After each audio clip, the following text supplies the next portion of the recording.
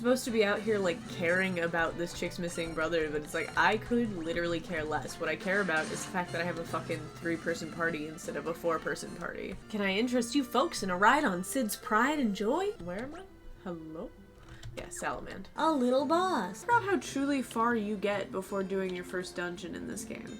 I also forgot we already did the first dungeon. Head back to Altair, give the princess her mithril. We have a man in Bafsk. He's found a way to reach the dreadnought. I want you to destroy it. And, ma'am.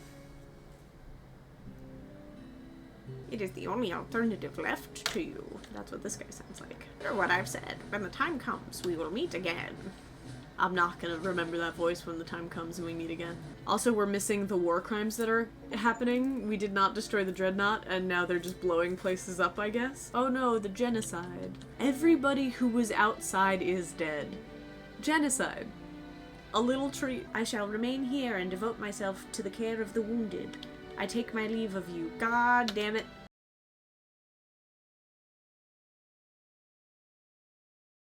Well, cute intro, completely bunched. But that's what happens when you are doing top tier raid content in 14 and your husband needs the best internet access this side of Verizon's shitty box. Verizon Fios' shitty service. So, yeah. Aside from the normal disconnecting, that should be the only time that happens today. Super fun. Love having to plug and unplug my Ethernet cable because for whatever reason it causes OBS to disconnect. I am still trying to troubleshoot that, but it's not super forthcoming with answers as to what, why, and how that is fucking up. So, all that said, I'm just gonna jump right the fuck into Final Fantasy II. Just really doing this to kind of get some headway in on, you know, the content for this game and managing to keep up to date with what I want to do as far as my video essays go, which is what I will be working on today. What I was gonna say before OBS so rudely disconnected me was, Jesus Christ, he really does make a mess of things in here, was that I do not have anything stocked in the fridge. I don't have lunch, I don't have beverages, so as soon as I'm done with this here little polar strawberry lemonade can, not a sponsor, but hey, I do love a good polar seltzer, I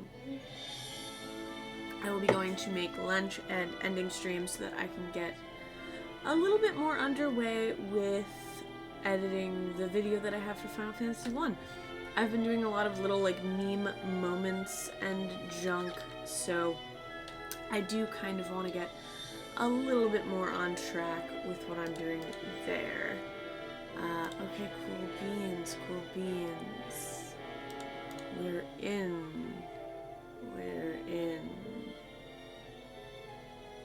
Oh, and it looks like we got another sub, so that does unlock an emote. I will be talking to one of my friends. She sent me a DM on Instagram today, so we will be getting a sleepy sushi emote, probably. My little lovable susharoo. Okay, I'm gonna go back into town because I did rewatch the end of my stream unlike last time where I just kind of ambled about for a bit because I did not do any prep work. And I'm just gonna go re-ask the princess the question about the thing that I have to do, because I forgot again. So we're gonna ask about Sunfire. Sunfire is the crest of the kingdom of Kashan. Its flame still burns on the ground floor of Kashan Keep. Scott and Gordon have told me many stories concerning the flame. The finer points of the tale are not known to me. However, I seem to recall the flame cannot be held in just any torch. Sid told us that we might be able to use Sunfire, I don't know if that's Furion's voice, but it is now, to destroy the dreadnought. Then there's no time to waste. You must depart for Kashan Keep at once. I really gotta do more definable voices, and maybe a little post-it note for myself for who's doing what voice, because we do have another, like, 20 hours minimum of this left to go. If you hire Sid's airship, the journey should not take long. That leaves only one question. What can you use to bring the Sunfire back? Okay, so I'm assuming I need to talk to Gordon, not Gordon. One of them died and the other one's still alive, and I don't remember which one's which. That's a child. Didn't the other one leave? That's another child. Cause yeah, so we are coming back after we got a little eradication of a peoples for a tasty little treat, and that's so fun. Everybody is not at max health, so I figure we can just go on in. Oh yeah, and we are down a party member, which makes me think that whichever of the undead guys, gals, pixel pals, non-binary people should just be called pixel pals. I love that for them. If you want to. Is going to be our next party member. I forget, though, because this game does have a filthy habit of swapping your peeps out without really letting you know what the word is. Okay, so I think since I could not find them, I will be going back to Sid. I had to go to Sid twice because I did forget to ask about the Sunfire, and then I forgot to learn the term Sunfire. There wasn't anything I had to learn in that conversation, was there? I don't think so. I hope not. Would be a little rough if so. We did do Bafsk. We checked on the princess. Minwoo left the party to assist the king. So yeah, we have to go to Kashan, because that's where the Sunfire crest is based.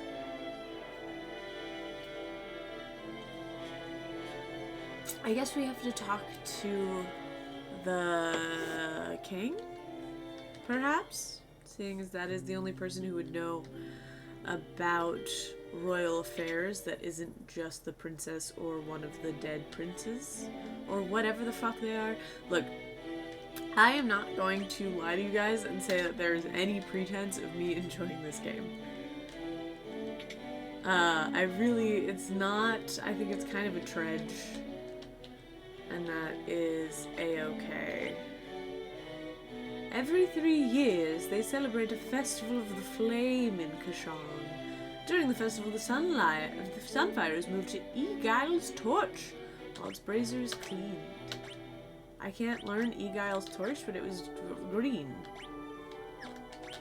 Alright, well, maybe the king will teach me about Egile's torch? Perhaps? So many perished in the dreadnought attack. Perhaps it would be best if we surrendered to the Empire. That's never the case. So let's ask about Sunfire. Scott sealed the gates of Kashan Keep to protect the Sunfire in the event they were defeated in battle. You'll need the goddess's bell to break the seal. Let me learn goddess's bell. Let me ask about goddess's bell.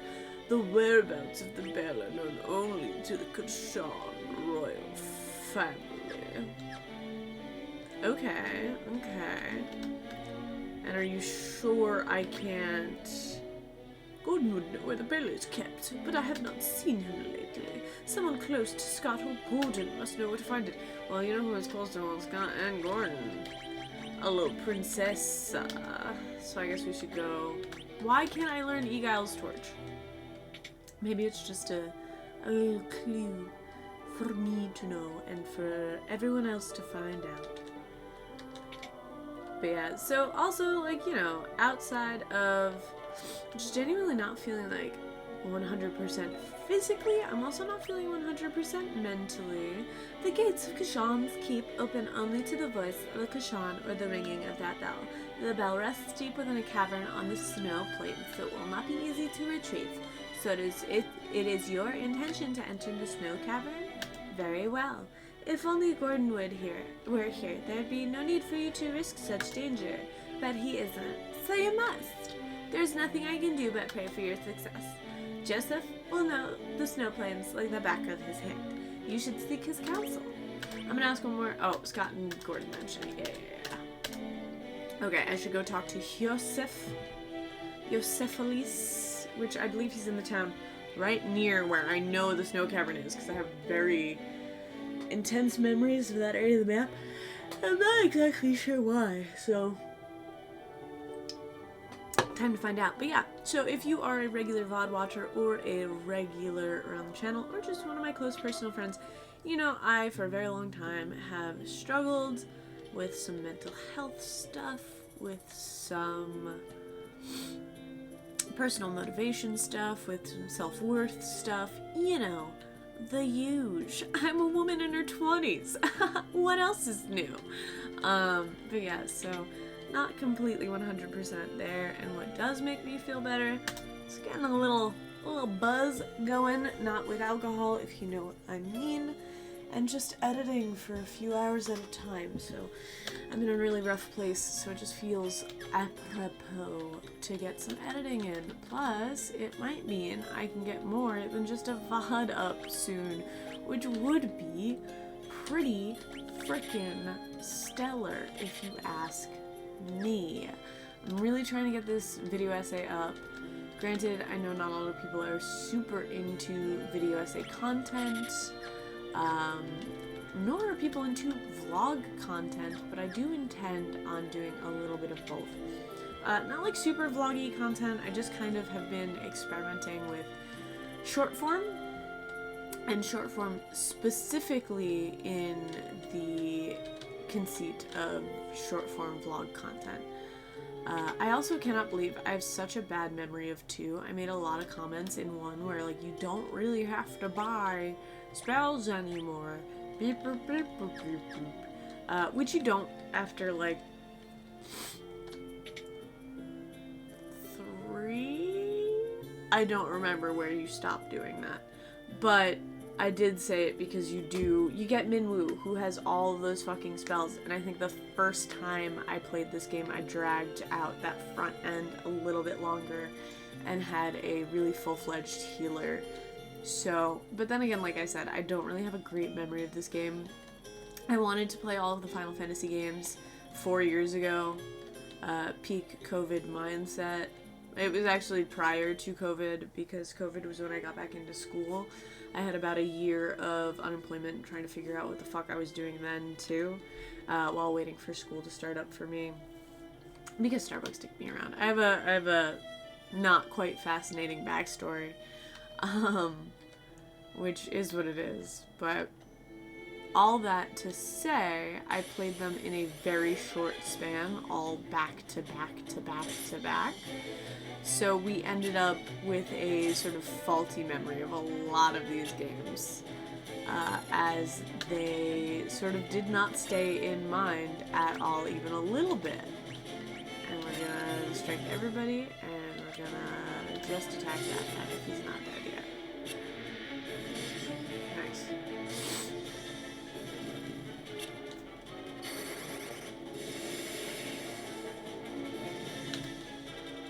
Sick. I just want to keep her mana skills. Oh, I have a canoe now. I forgot. The world's greatest gift, the canoe. Alright. And then we're in Poft. Is this Poft? No, Paloom. And then in Paloom, we can get to Poft, but do we want to get to Poft is the question. But yeah, so all that to say, my recollection of this game is not super duper stellar. It just is, alright? Like, I know parts of this game very, very well. I don't know a lot of this game incredibly well. So, that's my story, and I'm sticking to it. I don't want to keep opening the same shit, but also... Where the fuck is my map? It's not on I didn't want to go back into Paloom yet.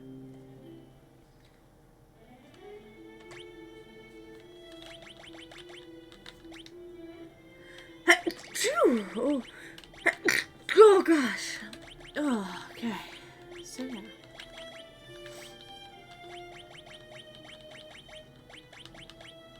That's my...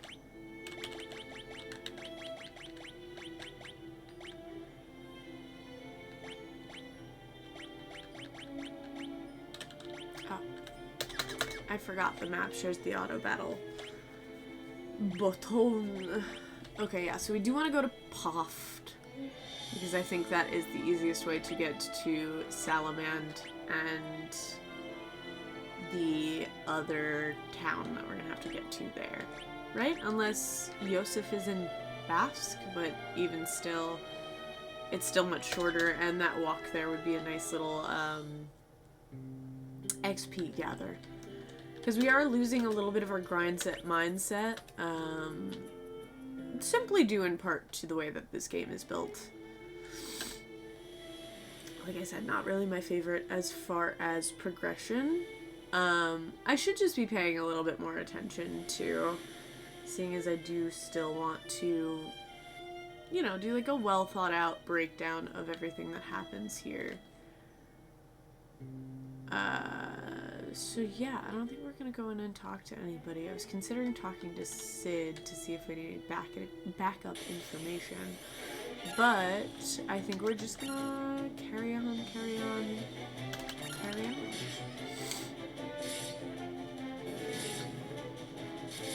Yeah, you need to work on your other skills too, bestie. Ow.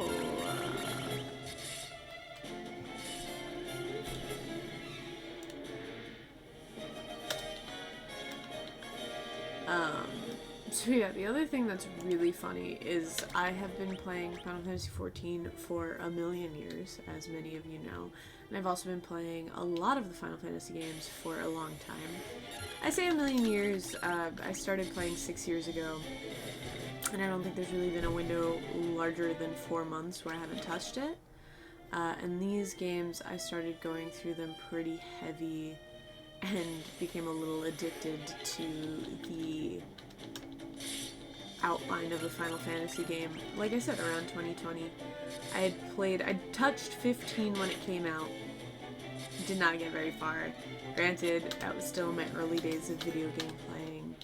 As I've made mention several times before, I've only really been playing video games for a decade now. And at my elderly age for a woman on the internet. Yeah, okay, Yosef is in the other town, which is fine. I just wanted to come and check. I believe. Yeah, no, because he has a home, and he has a woman that stands outside and goes, "Oh, woe, it's me. I really just want him to love me." Which, relatable content. Standing outside of a man's home going, wow, if I go inside, he'll just be distracted by something, so, you know, maybe we don't do that.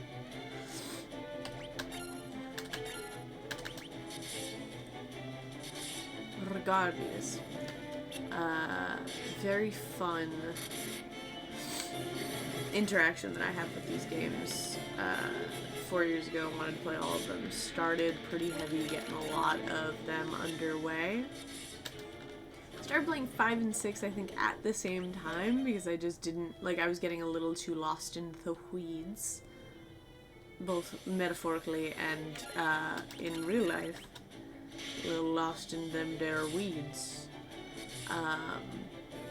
But started playing both of them simultaneously, and I think that's where I really started to, not to be facetious, lose the plot.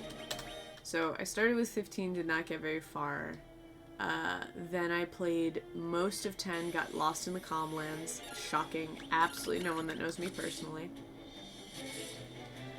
That is just my kind of, like, mindset. I'm such a completionist. I'm such a little weirdo that, like, I straight up took that, like, not wreck pause time to try and do some alt challenges and stuff, and immediately got so lost in the sauce that when I picked it back up, I was just like, I can't play this anymore. And not only that, but the boss that follows the Comlands, no spoilers if people are really beset on watching me play with no spoilers, but the boss that comes after the Comlands beat the shit out of me when I picked that game back up. And I was just not really having it, so I put it down, started playing it again, got lost in the Comlands, again, because this time I was like, well, I have so much more knowledge, so I should just be able to pick it up and play, and it'll be super fun, and there will be no big problems. Big problem arose, whereas I just straight up did not remember what was happening, I think, after I put it down, picked it back up. Either that, or I got so lost in the sauce. Oh no, yeah, that was the time that I got so lost in the sauce that I made actually a decent amount of progress, and then wherever I was playing it, I don't remember if it was, you know, like a ROM or a sim or a, retired console or whatever, wherever I was playing it, I lost all my progress. Which is always fun for a game that you started a second time and still have not gotten all the way through. So I started it through a third time, played through it finally, have a save file so that I can go back and do all of those fun things in the Comlands that I wanted to do, but did not give myself time to do yet. What a well. What a well. This is what I mean. Hey, Dancer. I love Yosef, but I know if I'm around, I would just get in his way. Yeah. Relatable content. So let's go Yak to Yosef. And his daughter that I saved, Nellie. But yeah, so then I played 10. After 10, I started 14. Actually, I probably started 14 before I started 10 because I wanted to impress my boyfriend and it was free, so I started playing on my own and I didn't tell anyone for like 3 weeks, and then I told him that I'd started playing because it looked really fun and he was stoked, so whatever, we play video games together now. I'm not a big dweeb who's afraid to tell her husband that she plays certain video games. But I was for a really long time because I was like, I'm so bad it's not gonna be fun for people to play with me. The only way to reach the snow cavern is on my snowcraft. I kept the snowcraft hidden in the mine. There's a blue stone on the floor that marks the spot. Look behind the stone, to the right, the secret room's there and the snowcraft's inside. I'm sorry I couldn't help you find Mithril, so I want to make up for it by pitching in now. What are you waiting for? Let's go. Oh, Yosef joins the party. I forgot that happens. What does he even do? Who even the heck is you, Yosef? And what do you have? Nothing.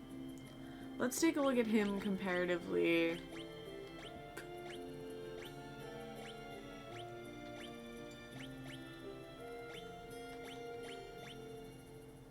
Great accuracy. This man don't miss. Mid attack. Mild defense. Awful evasion. So we gotta get him, and no magic. Okay.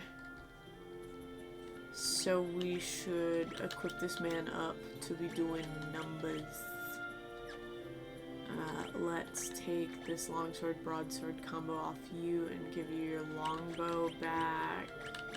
Or sorry, your bow? Why is the longbow worse than the bow? Attack better, accuracy down. Yeah, let's go for that high attack number. Can you hold something? No, you can't hold anything with a bow. That's why I did not have you with that bow for very long. But now, we got a big boy who don't miss. I got a big beefsome boy who do not be missing. Okay. Voila.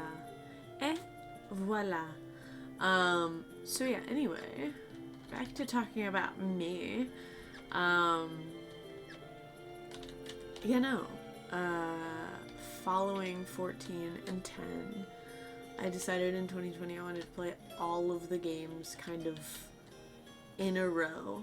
And I started with 1, and then from 1, I went down the line, like I said, got to 6, 7, I watched my husband play because that is one of his, by far, like, favorite of all time type games.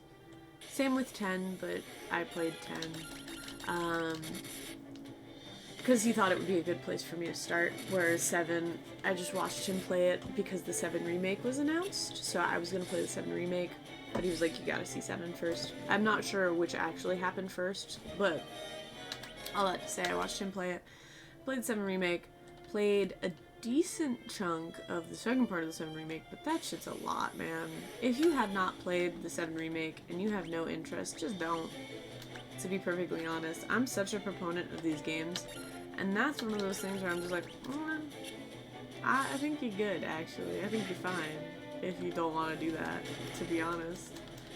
So, did that. Haven't touched 8, played 9, love 9. 9's my favorite.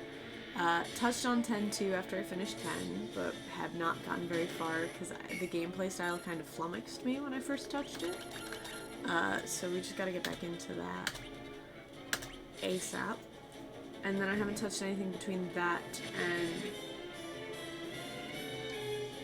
14. That's my dead zone.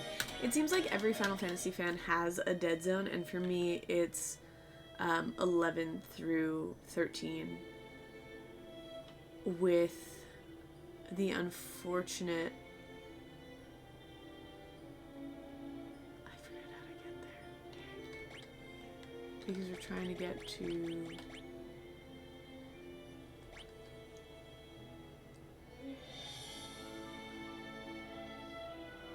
Are we going back to Bavsk? Bavsk? That's an excellent question, because I know we have to go back to... We went to Salamand, then we have to go back to Bavsk? No, Semet Falls. We have to go back to Semet Falls. Okay, which I forgot how to get there, and I'm just gonna try to canoe into it, and we'll see if that... No, because there's the actual falls. You gotta go around, don't you? You gotta go the other way around? That's the other part about this map, too.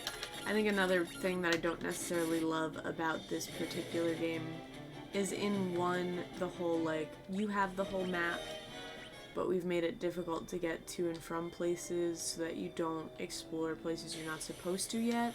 I think that kind of gets a little lost in the sauce here, because the map is kind of shy. It has a lot of roadblocks for next to no reason, aside from making you go around. So, you know, I don't know.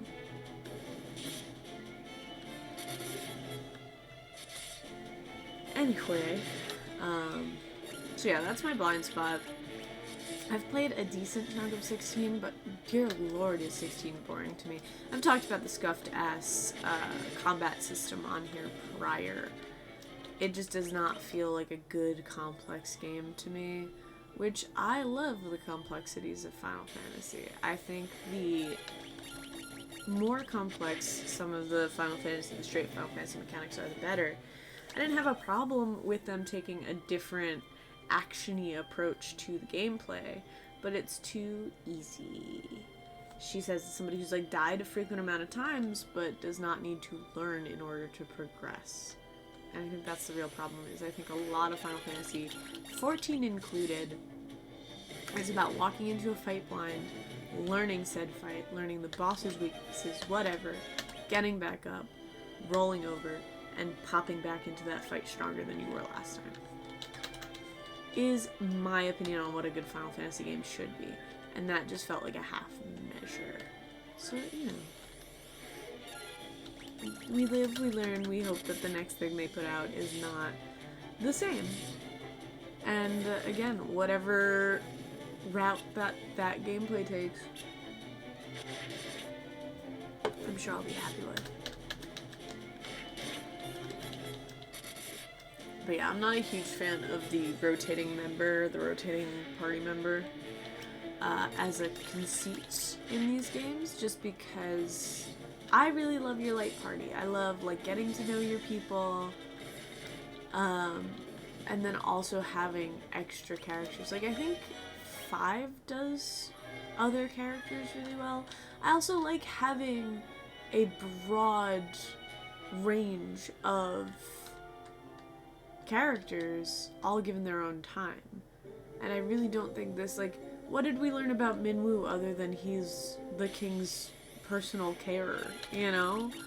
Like, what did we learn about him while he was with us? And I have to take a look back at the footage when I'm writing my script. But not much, I don't think.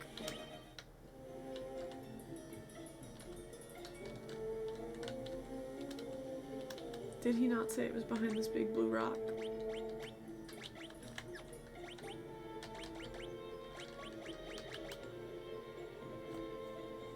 Am I the fool? I'm pretty sure he said it was behind this big blue rock. Did I just not look in the right rock placement? Big blue, oh, yeah, no I didn't. I was like, big blue rock. And, yeah.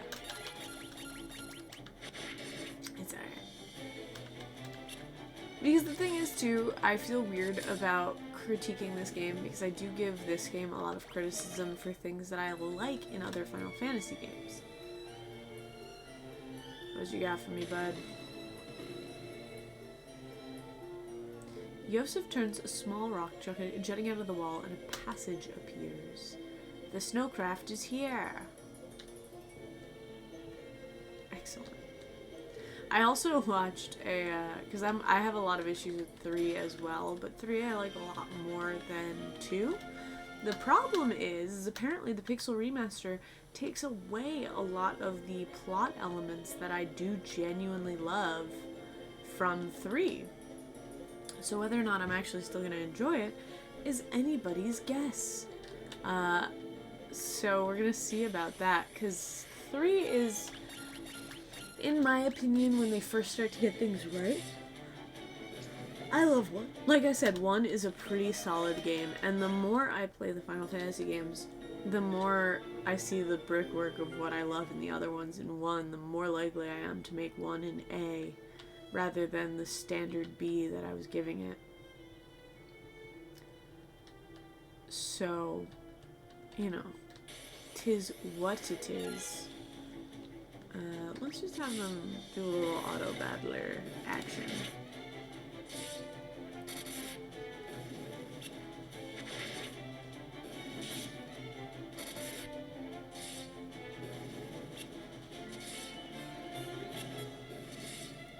Sorry, I'm looking at a message from my husband. Give me 1 second.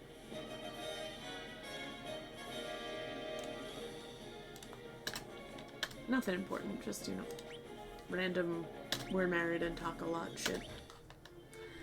But all that to say is I really do think, like, Final Fantasy 1 is what's kind of growing on me as I go through this process. And certain things are getting a little bit of extra fire, extra heat that I wasn't expecting for them. Because like I said, 3 is when they start to get it right. I don't really love 2. I don't love 2, but we'll dissect that. And I don't know how mean I'm gonna be in this potential video essay that I do make regarding this game. But it's not the worst game in the world, is all I'll really say. It's like, it's still a Final Fantasy, and I do very much enjoy Final Fantasy. So maybe I should quit fucking yapping and try to just kind of enjoy it and see where it takes us. Because, like, Yosef's pretty cool. He's not Minwoo, so that sucks for all of us, but he's pretty cool. Nobody in chat today, but that's to be expected when you do a really early stream for no God-given reason.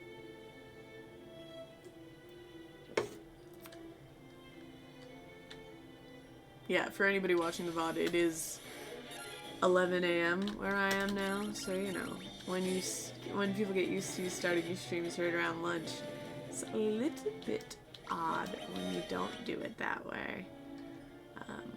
But like I said, not feeling super great. Not feeling super jazzed. One of my, oh, I didn't even realize the little snowcraft. One of my friends is asking for my presence tomorrow to discuss mental health on stream and streaming and stuff like that. And I do think genuinely, like, it is kind of good for me. Like I said, I'm a creative. I do most of my work from home. So it's really nice to kind of build a community and have people to talk to and sort of put my hobby towards something that is genuinely a creative outlet rather than just sitting in a dark room and playing Final Fantasy games for hours on end. Like, your girl might not be the best, but she certainly does enjoy it. And I think my knowledge of, like, plot and script writing and stuff is a unique angle for discussing video games. Like I said, I've said this 1,000 times, and I will take this to my grave. I think that video games are the coolest method of storytelling that we've formulated in the last however many years. You know, movies were a great, they still are a great format for sharing experiences.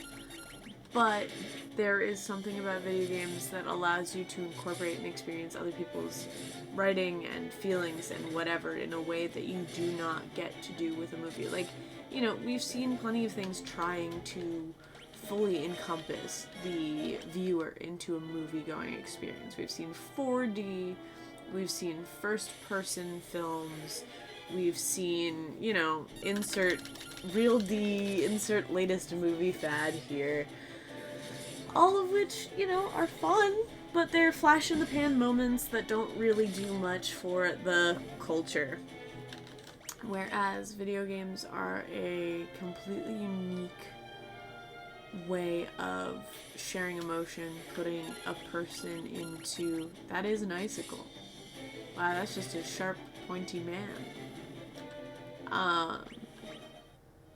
Sort of getting a person to fully inhabit and experience somebody else's story. And I think that's beautiful, you know? Like, that's not something that you could really accomplish prior to video games, especially prior to, like, you know, the newest version of video games. And I mean, yes, are we seeing our own flash-in-the-pan video game moments? Of course we are. How many people remember, what the fuck is it called? I don't even remember it. What is that one called? Until Dawn. Y'all remember Until Dawn? We all thought that was gonna be a big thing, the whole, like, your actions impart things onto the story, but not incredibly well. Yeah, we were all pretty here for it. Turns out, not a great way to build games, and not too many people were super stoked on it. I mean, still, they've had follow-ups. People do enjoy it. I loved it. I remember that being one of the very first, like, games that I sat down and played with an audience, because my friends wanted to watch somebody fucking really bad at video games play that. And it was delightful. It was so much fun. Methinks I may have leveled too much.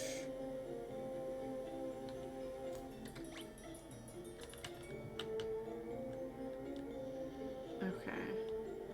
2 chests and a ladder. Simple. Easy breezy, beautiful cover girl. Which, it is really funny that, like, I'm open to discussing this. I feel like the reason that I am so comfortable streaming on Twitch is I had to be bad in front of my friends at video games in order to play video games.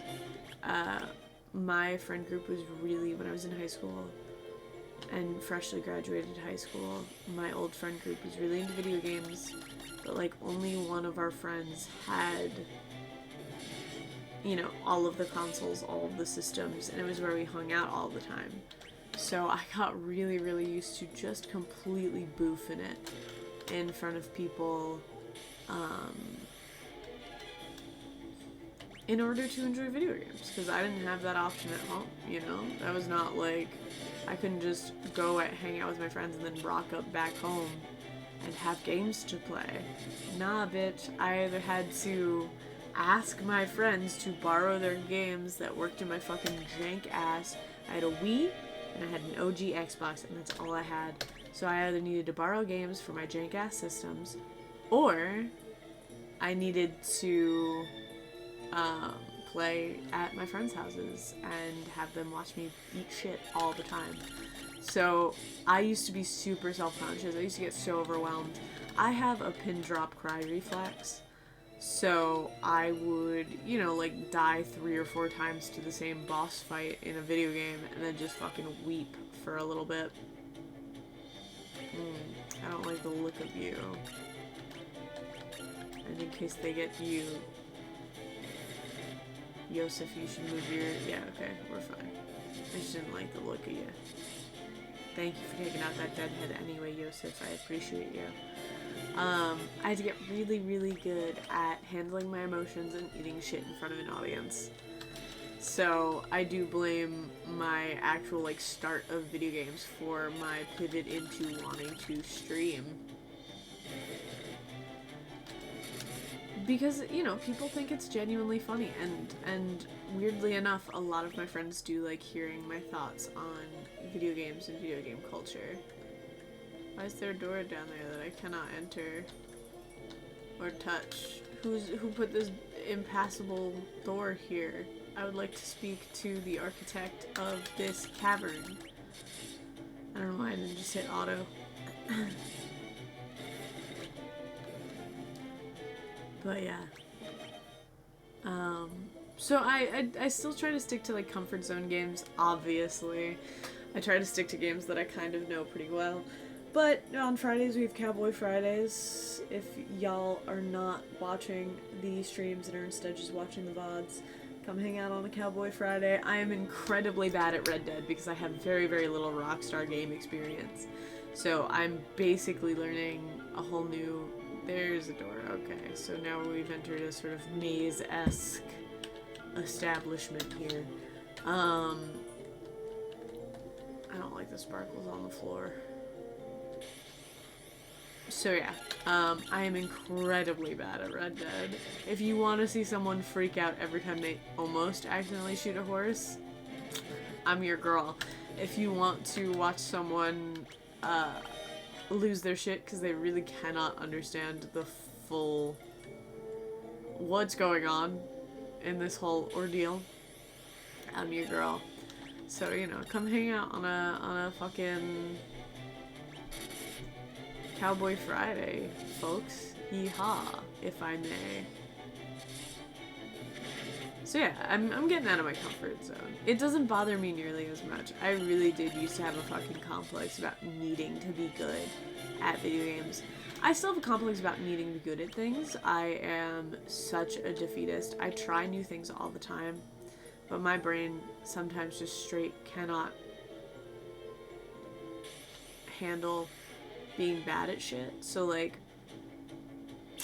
I tried to learn crocheting because my husband, my perfect beautiful husband, bought me a crochet kit for Christmas, for my birthday, for somewhere, and it was a really cute succulent themed, which if you know me, you know I love a good cactus. Me and my mom, I've had cats my whole life, but I really love plants, and me and my mom used to get cactuses for each other because it was something that the cats couldn't eat and also something that we could conceivably take care of long term. So I love a good succulent, I love a good cactus. He got me a cute succulent themed crochet kit, and I tried to start learning, and probably 3 hours of trying to do a basic ass single stitch, tears. And like the worst part is I really just don't want to be defeatist. So I end up like real tears, weeping my goddamn heart out, still trying to fucking do a single stitch for the next like hour or so. So, you know, I have a real hard time learning skills that I'm not good at. That's why, like, I have a keyboard back there. I'm trying to learn piano, but it's so hard for me as a person to sit down and go, I'm not good at this, but I have to try doing it anyway. Silly, yes. Of course. But I'm not the only person that does it. And I don't know, it's just one of those things where it's not like I wasn't told that I could do things as a kid. I just never internalized it. You know, I never, like, truly went, yeah, I can learn whatever I want to. That's kind of the power of learning. So yeah, a bit down on myself quite often. But you get over it, you learn, you grow, and if you don't, you stagnate and you die. So maybe don't do that is really my answer to me, who's being mean to me. And why are you doing that, idiot? She says, proceeding to be meaner to herself than usual.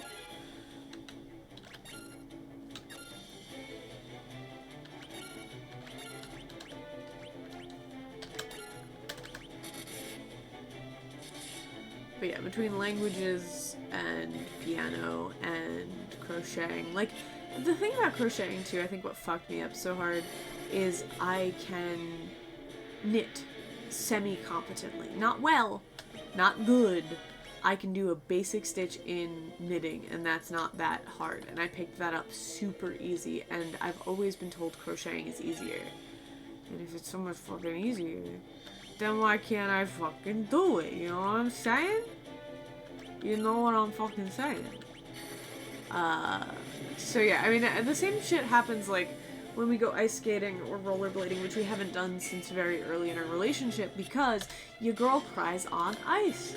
I fall down, I can't get up, my core strength isn't good enough, I'm gonna be crying.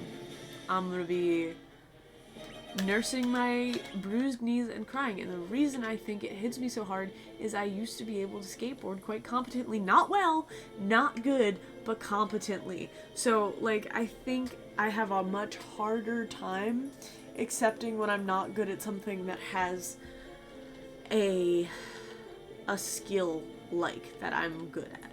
So, like, with Rockstar games, I've never really played a Rockstar game. It doesn't bother me that I'm bad at Red Dead. With Final Fantasy games, if I'm bad at a Final Fantasy, well, then we're gonna have some fucking problems. You know what I'm saying? I think you know what I'm saying. Okay, so we got stairs going up, we got stairs going down. We gotta do the stairs going up because it probably leads to the area with the chests that we were in previously, where the chests were inaccessible. If I had to guess, which sometimes my guesses are wrong, so we'll see.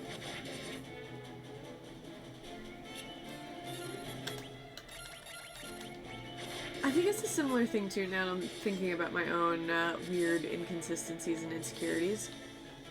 I think it's a very similar thing with my inability to audition. Like, I get real down on myself when I don't get something I've auditioned for. Because I'm very bad at auditioning because I get so nervous. But I'm a relatively good actor, at least that's what all my friends and family have told me.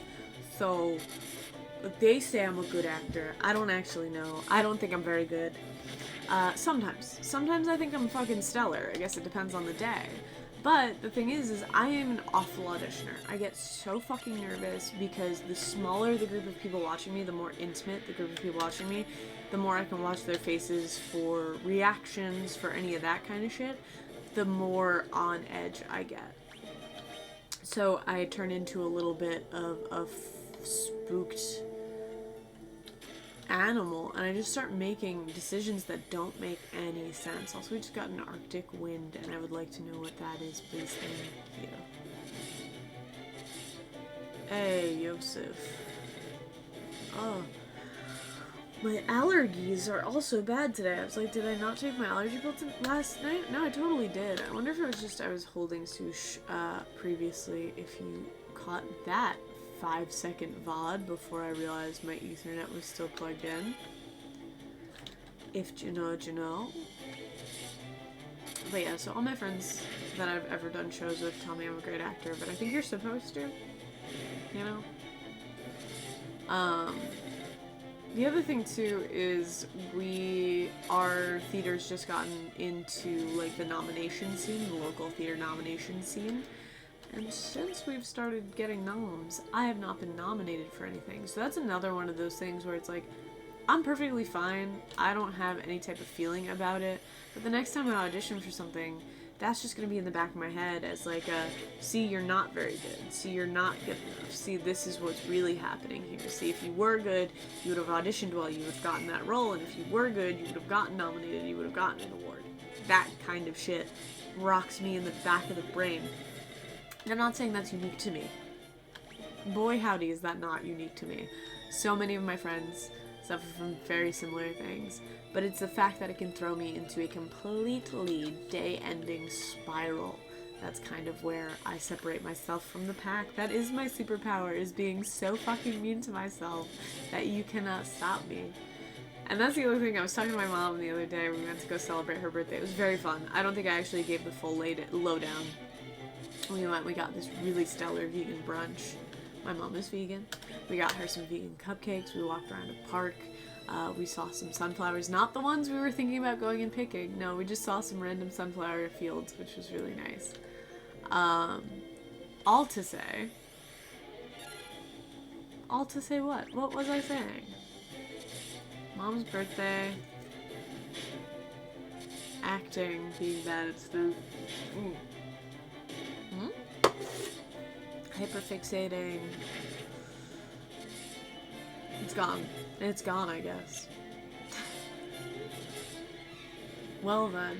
I was gonna say something about something my mom said, but I got totally sidetracked. But yeah, anyway.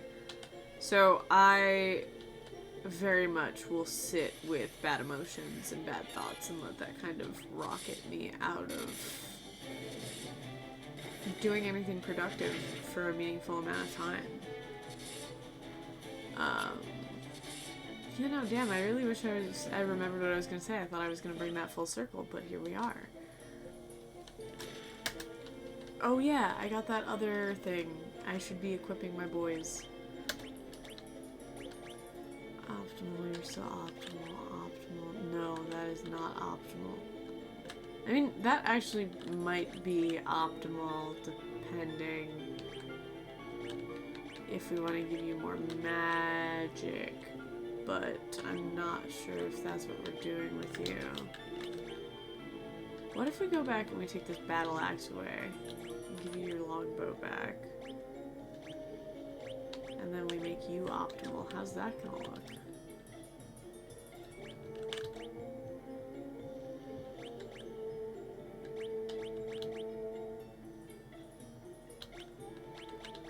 They really want her to have 2 broadswords, huh?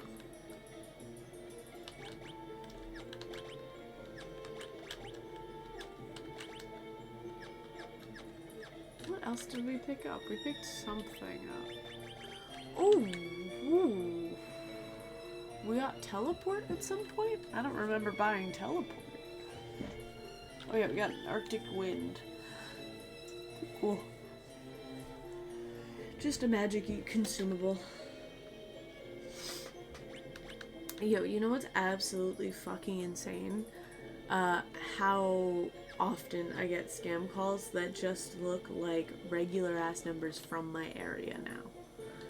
They are spoofing numbers, I guess, because my phone can't even tell that they are spam. So it just looks like I'm getting a call from somebody in my area, and I'm so tempted to pick it up. Because like I said, I do a lot of community theater, I do a lot of random shit around town. I'm really bad at saving people's numbers. I feel so bad. There are like friends that I've had for years and I still don't have their numbers saved in my phone with their names. Another personality flaw, I guess.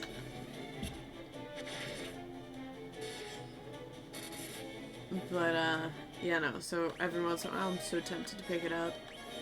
But fortunately, the Pixel has a screening feature. If you guys want to talk about how much I love the screening feature on my Pixel again, well, you can. Because I do. I genuinely enjoy the screener on my Pixel. It literally just means that instead of having to listen to my phone ring for 10 seconds or just hanging up, which they do not take to mean that you will not answer, they just call back. You screen, you get the, okay, hold on. I do kind of want to take a second here.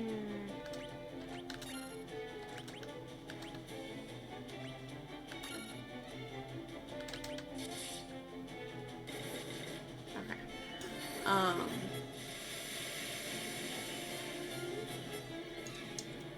Oh no, she's out. That means the end is nigh. I think we can go on for at least another, at least another few minutes, if not another half hour or so.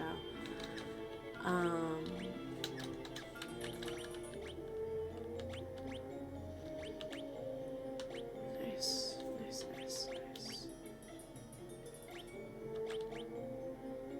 Okay. We'll see how that works out for everybody. I am just letting the optimal equipment button go loose. Because why not, you know? Oh, my shit is good. Oh, frick. Yeah, that's my dude. I should have just attacked, but I forgot I set up such an exquisite turn last round. I got a little lost in that sauce there for a sec.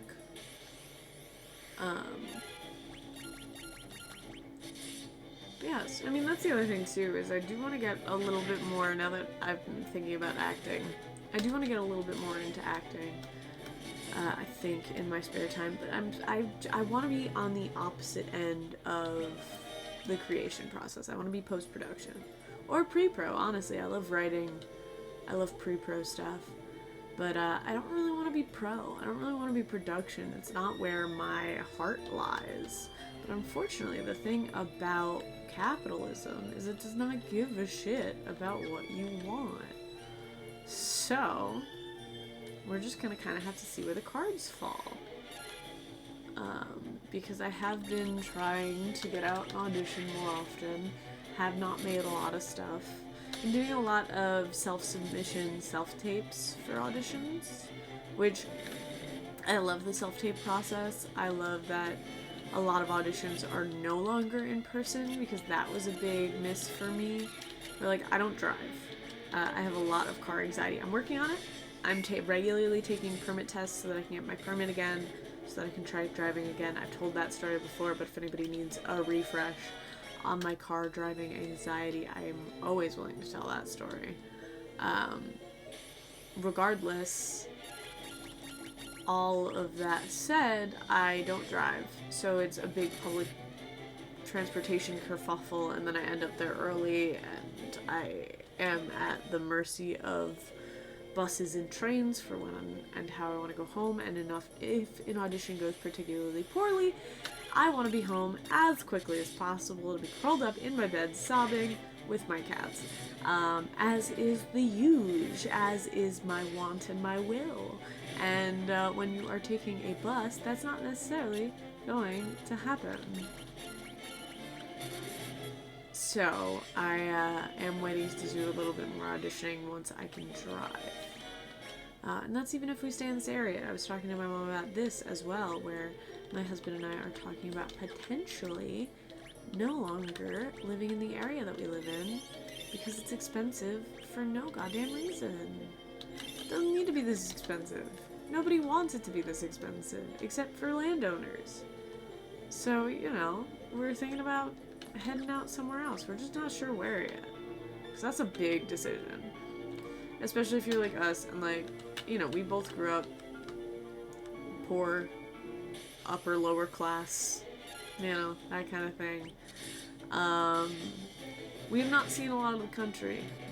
So, going back to our white trash roots, we're gonna take a look at some places out in the middle of nowhere, you know, because why not? Like, what's keeping us here aside from friends and the acting scene, so, like, and the film scene, really.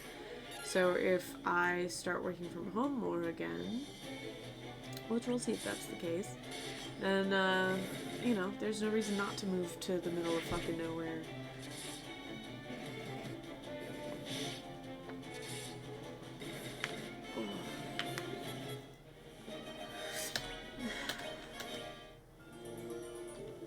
And I mean, of course, everybody and their mom has told me that I have the voice for voiceovers, for voice acting, for doing voice talent stuff. So, you know, that you can do from anywhere also. Oh yeah, I was fawning over self-tapes. Because not only the social anxiety and the, like, going places of it all, but... Ooh, Blizzard! One more of you can learn Blizzard. But it is also... I just like it. Like I said, I'm absolutely fucking awestruck that more workplaces did not utilize a work-from-home model post-COVID. Because I think it is the smartest thing. I think a lot of people are homebodies and get more done at home. Me being one of them. Like, editing a project at home via assistant editing in an office, I feel so much more productive. I get so much more done. And I know not everybody's like that.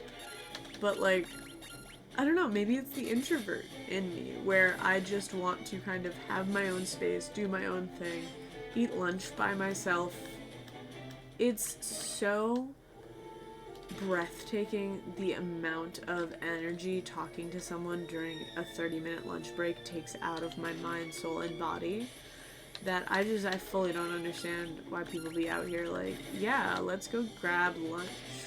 Ew. Disgusting. Disgusting. I will not be having any of that here. Thank you very much. So yeah. Maybe it's that. Maybe it's just like having to talk to people. I can email people all goddamn day. But talk to people? Ew. Ew.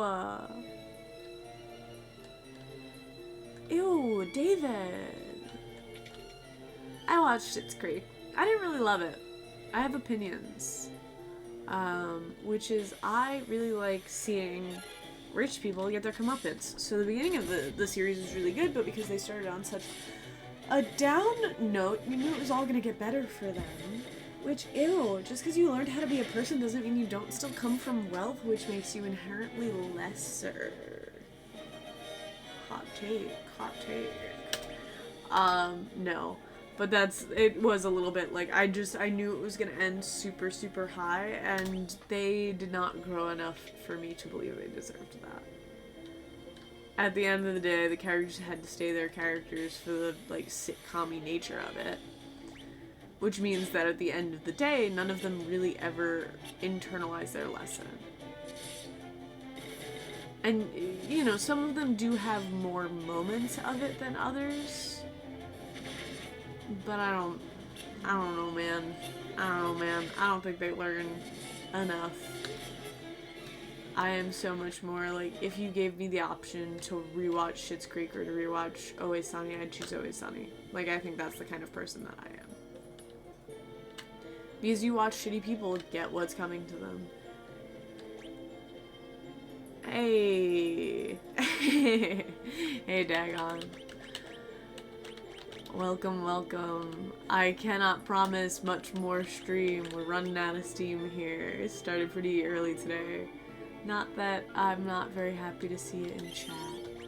I'm just not on top of my game today. So, we'll see.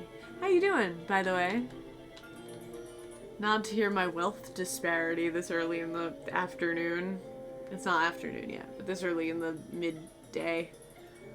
Is it early midday? Is that like what 11:30 is like classified as if we're going on East Coast time here?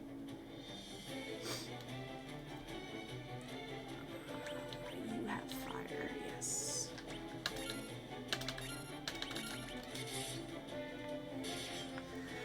You just hit on me rambling because it has just been me in chat for the last hour.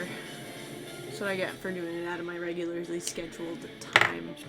We're doing the ice caverns in Final Fantasy II today. Ooh, fun! You got to miss out on that shitty commute, and like I said, I was just going off about how much energy it takes out of me to go out for lunch with people at work, which I know, we've talked about it, people revitalize you, so you're gonna be missing out on your little fucking lunch, work lunch, but working from home is always my preference. Because I don't like people. Not a lot of people anyway. I like my chat. That's who I like.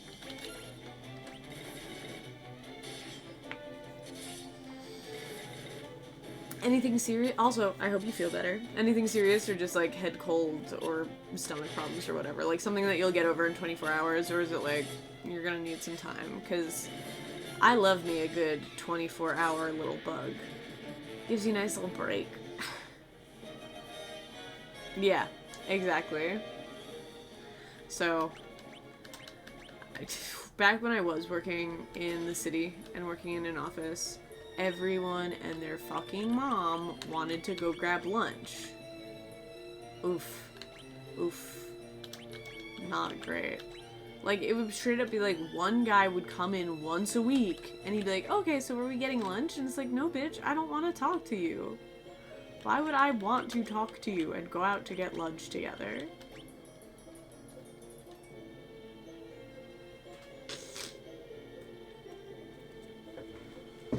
Hey, at least you can place it, though. It's really awful when everybody in a friend group gets sick all at once and you can't find the person to blame. I love that Guy Striker is just walking... Guy Striker. Wrong. I love that Guy is just walking around with 2 mithril maces. That gives me a little bit of joy. But yeah, so sorry you feel like shit. Hope you feel better. I don't know that I cannot tell you the last time that I was like actually sick. I get a lot of sinus headaches and a bunch of other random, like my sinuses get so inflamed so quickly all of the time. But good. That's good. I don't know the last time I was actually sick. And unfortunately, like, ooh, that's not fun though. Our wedding when we got married was like a super spreader event, kind of. Not really, obviously not really, but people definitely walked out of there with some serious illnesses. Fortunately, we were not one of them, which was very surprising because we went and talked to everybody, and yet we were pretty much fine.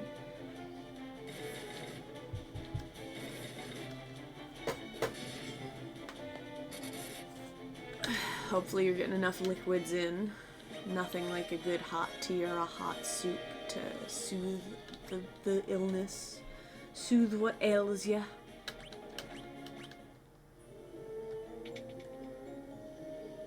I have gotten some real bad illnesses in my life. But none in my adult life, I don't think. Oh no, that's a lie. That's a lie. I've definitely gotten some real shitty ones. But, like, I think the only time I ever got the flu... No. Trying to think. I've gotten the flu twice. Which, is, I think, a big indicator of how well I take care of myself. Only ever getting the flu twice. But I think I've talked about it in chat. I do think that, both my husband and I got COVID to some extent back when it was like in its very early days. Like we were only starting to hear headlines, only starting to hear whispers of headlines back when I think I got it. But there's no proof, so can't say shit. But he definitely had it. He definitely had it. He was one of the first people in his facility to get it, and he accidentally spread it to a bunch of people right off jump. Because his work culture was very against taking time off until they were like, oh, you might have an illness that might shut down our entire building. You should go home. So that was very fun. But since COVID, like, I don't think I've gotten really, really ill in a long time. I also think we remember our illnesses from childhood incredibly differently. Like, I think that's why I'm like, oh, well, I haven't really gotten that sick since I was a kid, but I think I have. It's just when you're a kid, it hits so much harder. Like, and that's one of the weird things is, as an adult, you have to, like, go out and do a bunch of shit and be a person, and it doesn't matter if you're tired and you're sick, you just have to fucking suck it up and do it anyway. But I think the ailments that you get as a child, you always remember a lot more vividly.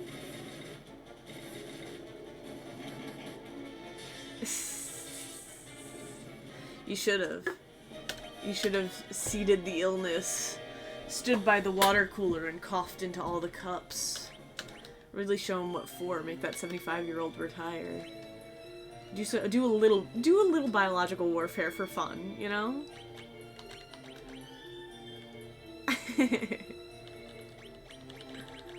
Just a little bit as a treat. I think you have darkness. Yes, you do.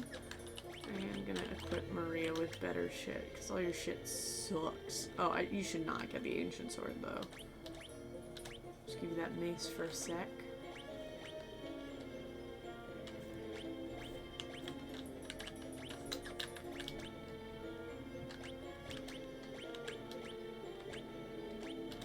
Okay, cool. And then we should move you out of the back row. Cool beans. Cool beans. I was talking about this game for like a while I was in the early moments of my stream. This game is so fucking boring. This Final Fantasy game is, I think, legitimately my least favorite so far. So far. We'll continue to gauge that as we go on. Nothing about this game really gives me as much joy as any other Final Fantasy game. For what I think are obvious reasons, but I really do need to like get down to the knit and grit about what about this game I don't like. I'm also starving. Yeah, this stream's not gonna last long. Sorry, my guy. But it's gonna be nice to hang out for a little bit.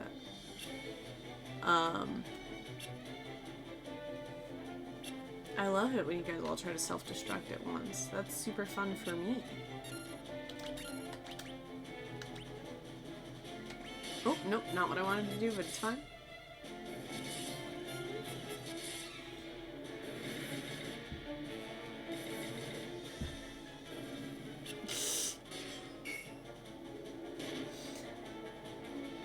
I think I catch your drift, and I get it, so you know. Yeah.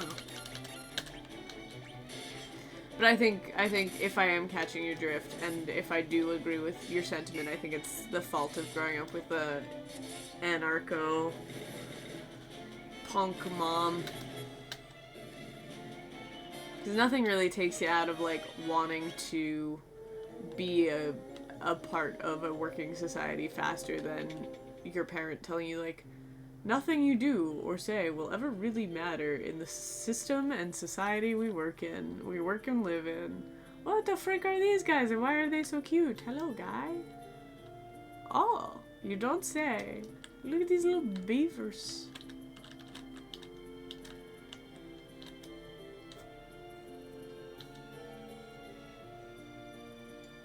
Guy speak beaver. Guy do speak beaver. Alright, guy.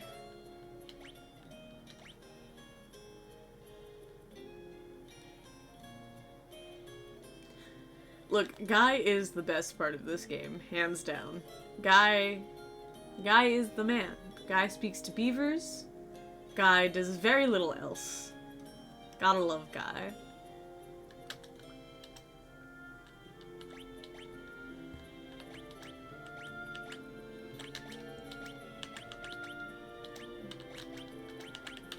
Shockingly, beavers don't know much about the world. Shocking. I know.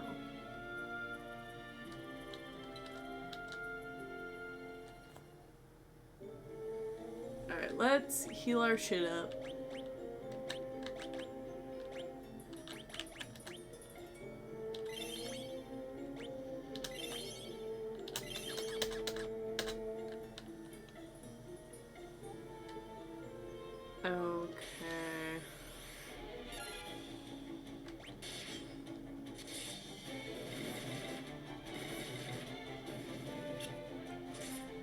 Yeah, no,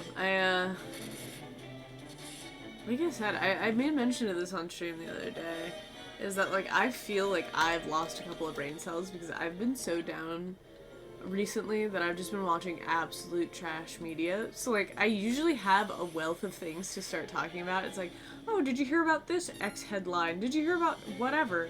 And now I'm just like, Ray-Ban Australian breakdancer suck memes and fucking vlogs, and that's all I've been consuming. So I don't have any fun, thought-provoking topics to bring up in chat today. Or really anything recently. Like, I feel like I've been so head empty for straight up weeks on end at this point. But that's okay, because in order to play games and stream, you don't really have to have head full of thought. You just have to have mouth that will continue to move without thought. And that's what we love. Yeah, I'm not apologizing to you, my guy. Ooh, sounds fun. Sounds so interesting.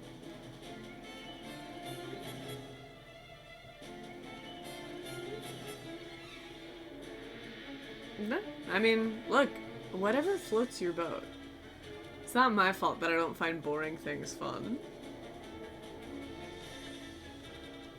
I say that shit to all my friends, because my friends all work in, like, industries that I literally would never. You know, like, a lot of my friends do math for a living, and it's gross. Ew. Ew. I'm a creative. We don't do math.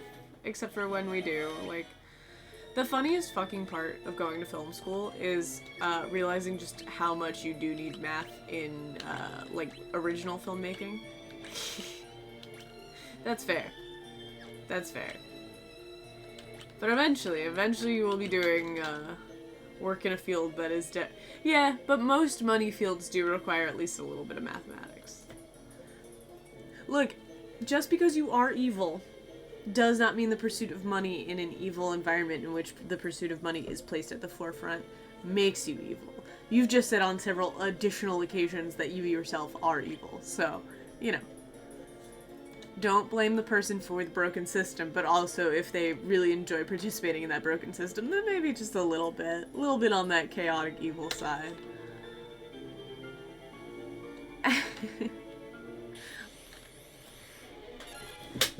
I feel like I've said more on that topic a decent amount, but if you want to talk about capitalism, yeah. I'll put out a really, really bad, like, anarcho zine about, fucking capitalism and our broken system in the US. I'm sure it'll get as many hits, if not more, than my stream does on a normal day. To be fair, though, if I did a really decent job, it actually might do better numbers than the stream does. Is what it is.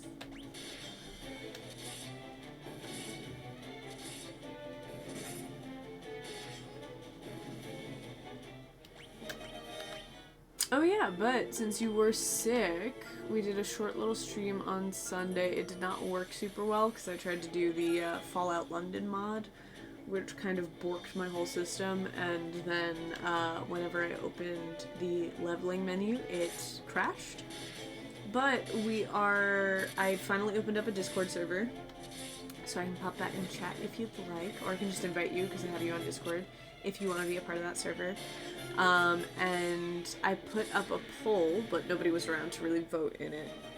So I will be taking more votes from the guys, from everybody. Yeah, let me just do that now, since it's just the two of us anyway.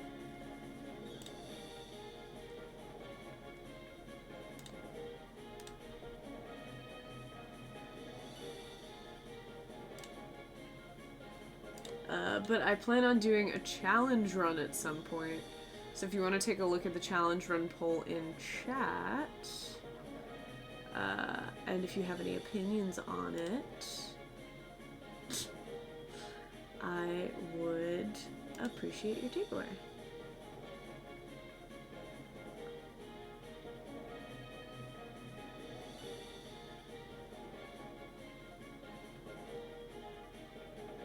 Aw, that's so cute. Saki's gonna be doing a mental health stream later this week. Later this week, tomorrow, I think. Like, kind of late tomorrow. I'm gonna be answering some questions about mental health and junk. That should be fun.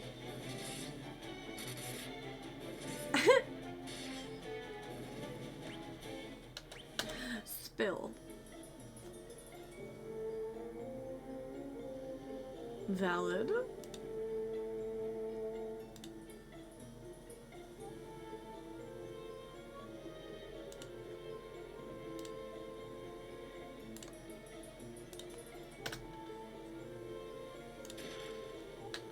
Ooh, a silver Chris, you say? Let's get some equippies on.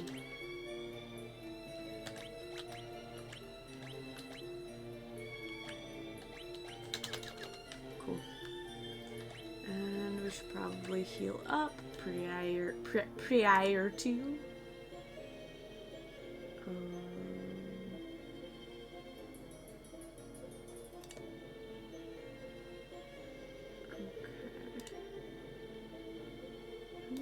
Keeps doing that.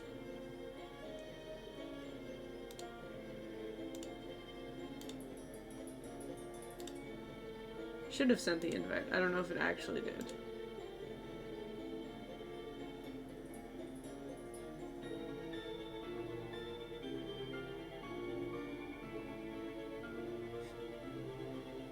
Oh, okay. There we go. Yeah, it didn't send and then it did, so we're good. We're good to go. But yeah, so in the general, there's that poll. It has all the options up. Which, you know, whatever. We'll see. We'll see what we do. Both my husband and Raised wanted to do the social anxiety fallout run, which I think is very fun. It's a fun concept. Conceptually, it's you try to stay away from any areas with a lot of people. If you do have to go in and talk to people for any period of time, you have to be socially lubricated. So you have to either drink or take drugs in order to have conversations with people. And I've never really interfaced with Fallout 3's drug mechanics. So a low charisma run with a lot of drugs should be pretty fun. And Animentoys, guarding the bell, stay on your toes. What is staying on my toes gonna do? I think that'll just make me worse at fighting. But yeah, so that's kind of the shit. We're heading towards a little bit of a subscriber goal thing that we're doing. So since we have 6 subscribers, I should be dropping an emote soon, and that should be very fun. It's gonna be a different cat emote. Shockingly enough, I know. Alright, who are we attacking here? I mean, how are we doing this? Magic Thundar.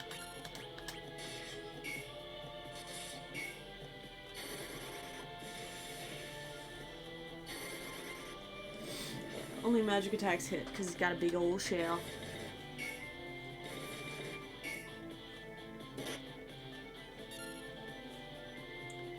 Also, I do want to hear more of your illegal opinions. That sounds fun.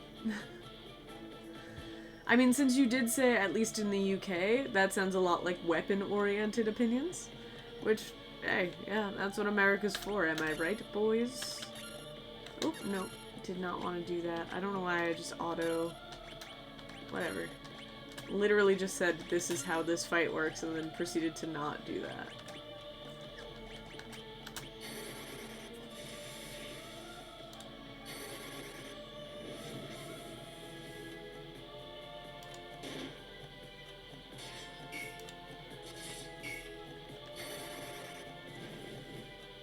Oh, Maria, you have taken a lot of damage and I did not realize it. That's okay.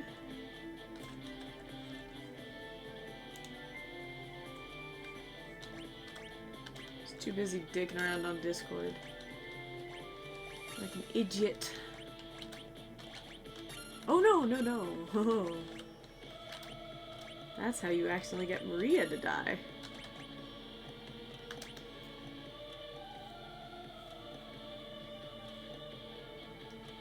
Yeah, that is fucking wild.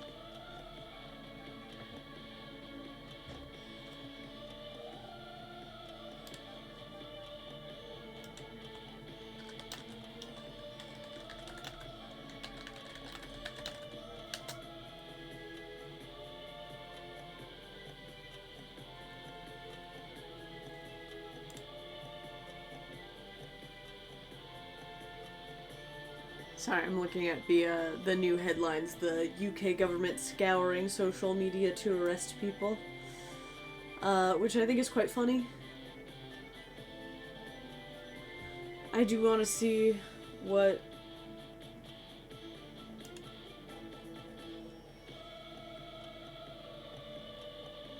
Ooh! You know something's gotta be, intense if a post gets removed from Idiocracy.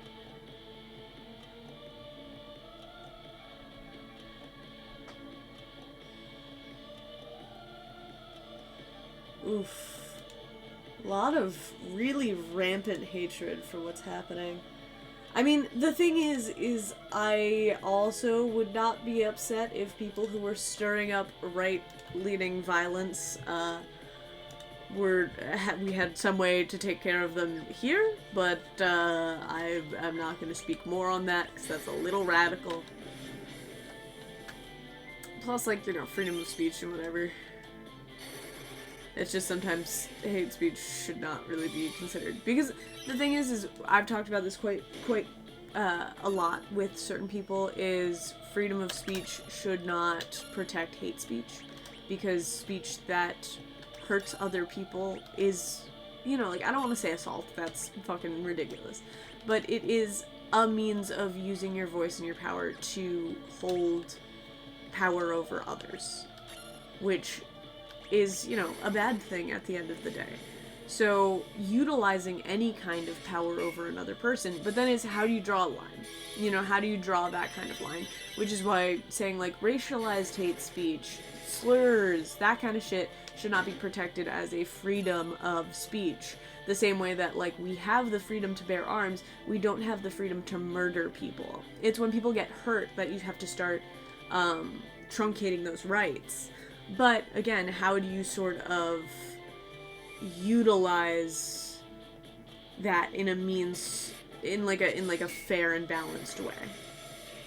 You know, how do you punish people for utilizing speech that hurts and harms and does bad things without drawing a line in the sand of, like, actual, this is something that we cannot abide by, kind of the antithesis to that freedom. So yeah, I don't know, it's just, is what it is, you know? It's,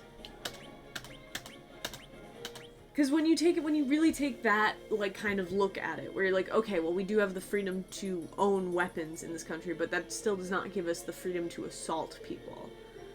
I think it's a similar thing with speech, but, you know, like, how do you have a third party with no bias, no partials, to look through shit, you know, to, like, make that kind of adjustment? And our argument has always been that certain spaces don't belong to you, and that kind of freedom does not belong to you here. So again, the same thing is, we have the right to own weapons. Unless you have the appropriate kind of documentation, you're not allowed to bring that weapon outside with you. You're not allowed to bring that weapon into public places. You're not allowed to have weapons in certain areas. You're not allowed to conceal carry, shit like that. So it's like, do we formulate some other kind of rule the same way that we sort of do on the internet, where it's like every website has its own rules about hate speech and stuff, because it is technically, like, a different location. It is not your personal realm that you have precise control over. But it really cuts some gritty corners. Like, that being a right really cuts some gritty corners. But also, like, do we want to be partial to the rise of neo-fascism? Do we want to be partial to a neo-Nazi movement that is very clearly utilizing roundabout rules to promote hate speech online and not do anything about that? You know? But, like, the other thing is, too, okay, so now you have super censor on certain sites that stop us from talking about things that inherently can create better environments for people. That's true. I 100% agree with that. I 100% think that anonymity online is one of the worst things we've ever created. Because giving people the free power to, like, just not have any personal ramifications for their actions is a ridiculous stipulation that we set up really early on in the internet.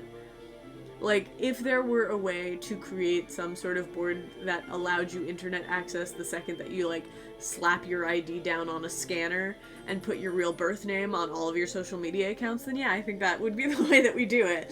But unfortunately, like, that kind of political overhaul of, like, a non-nationalized space is almost impossible.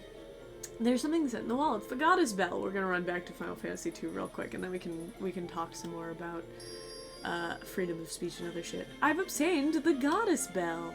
Goddess's bell, not the goddess bell. And then the stairs descend. That's a pretty cool stair descent. Nods to the boys.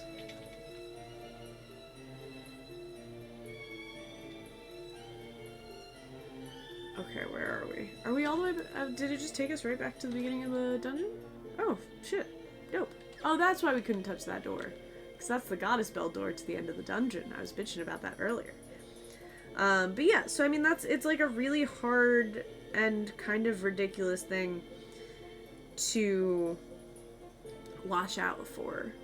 Because we saw that kind of shit when it came to the Israel-Palestine thing, where creators were getting, like, immediate bans for saying the word Palestine. We're getting shadow bans for saying the word Palestine. And at a point, it didn't matter what side of the issue you were on, you ended up with nobody really getting any information out because of censoring. So I think we really have to draw a distinctive line in the sand as to, like, what censoring means and how we should handle that kind of... Because right now, without any sort of proposed solution, we're not going to make any meaningful change, period. Oh, wrong. Damn. That's fine. We're almost back into a town anyway where I can fix my shit. Where MP will not be a problem.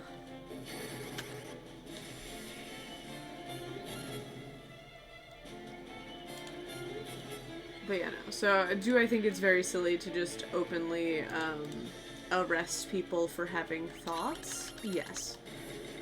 Do I think that we should be making more steps to sort of clarify what freedom of speech means and what speech people are actually can be sort of inflammatory to a point that action must be taken? Yeah, I think so. But I think also people underestimate the meaning of freedom, too. Like, especially from a very US-centric view of this, which is like, we have freedoms to do a lot of things. We do not have freedoms to take advantage of people and do shit like that. Curses! You've already gotten to the goddess's bell. First you ruined my standing with the Emperor, and now this! The Emperor will never forgive me for messing this up. If I ever go back to the Empire, he'll have my head. But I'm still a soldier. If I'm going to die, you're coming with me! Yeah, exactly. I didn't realize I was immediately gonna have a fight. Remember that thing I just said about everything being easy from here? Oh, whoopsies. Whoopsie doopers.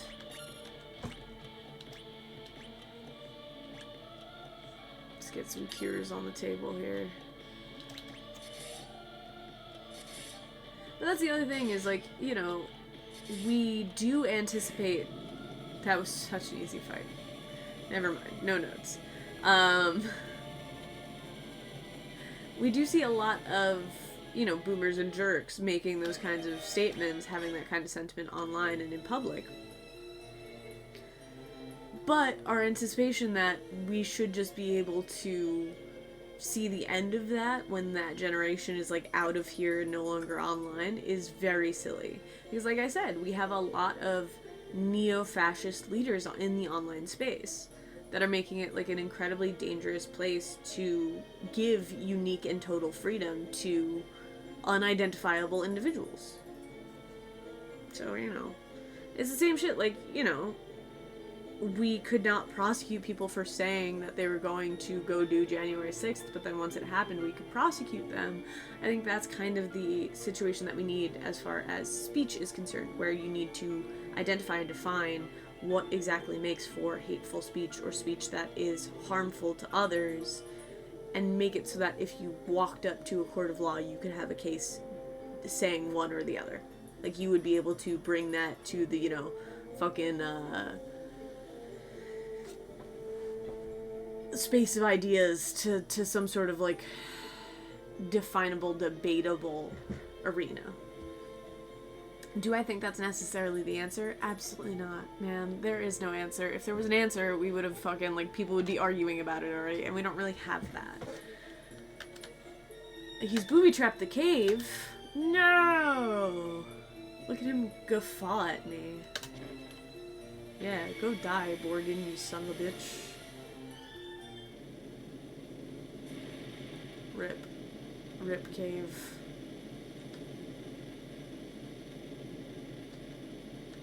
Damn it. Hey, Rose! What's going on, dude?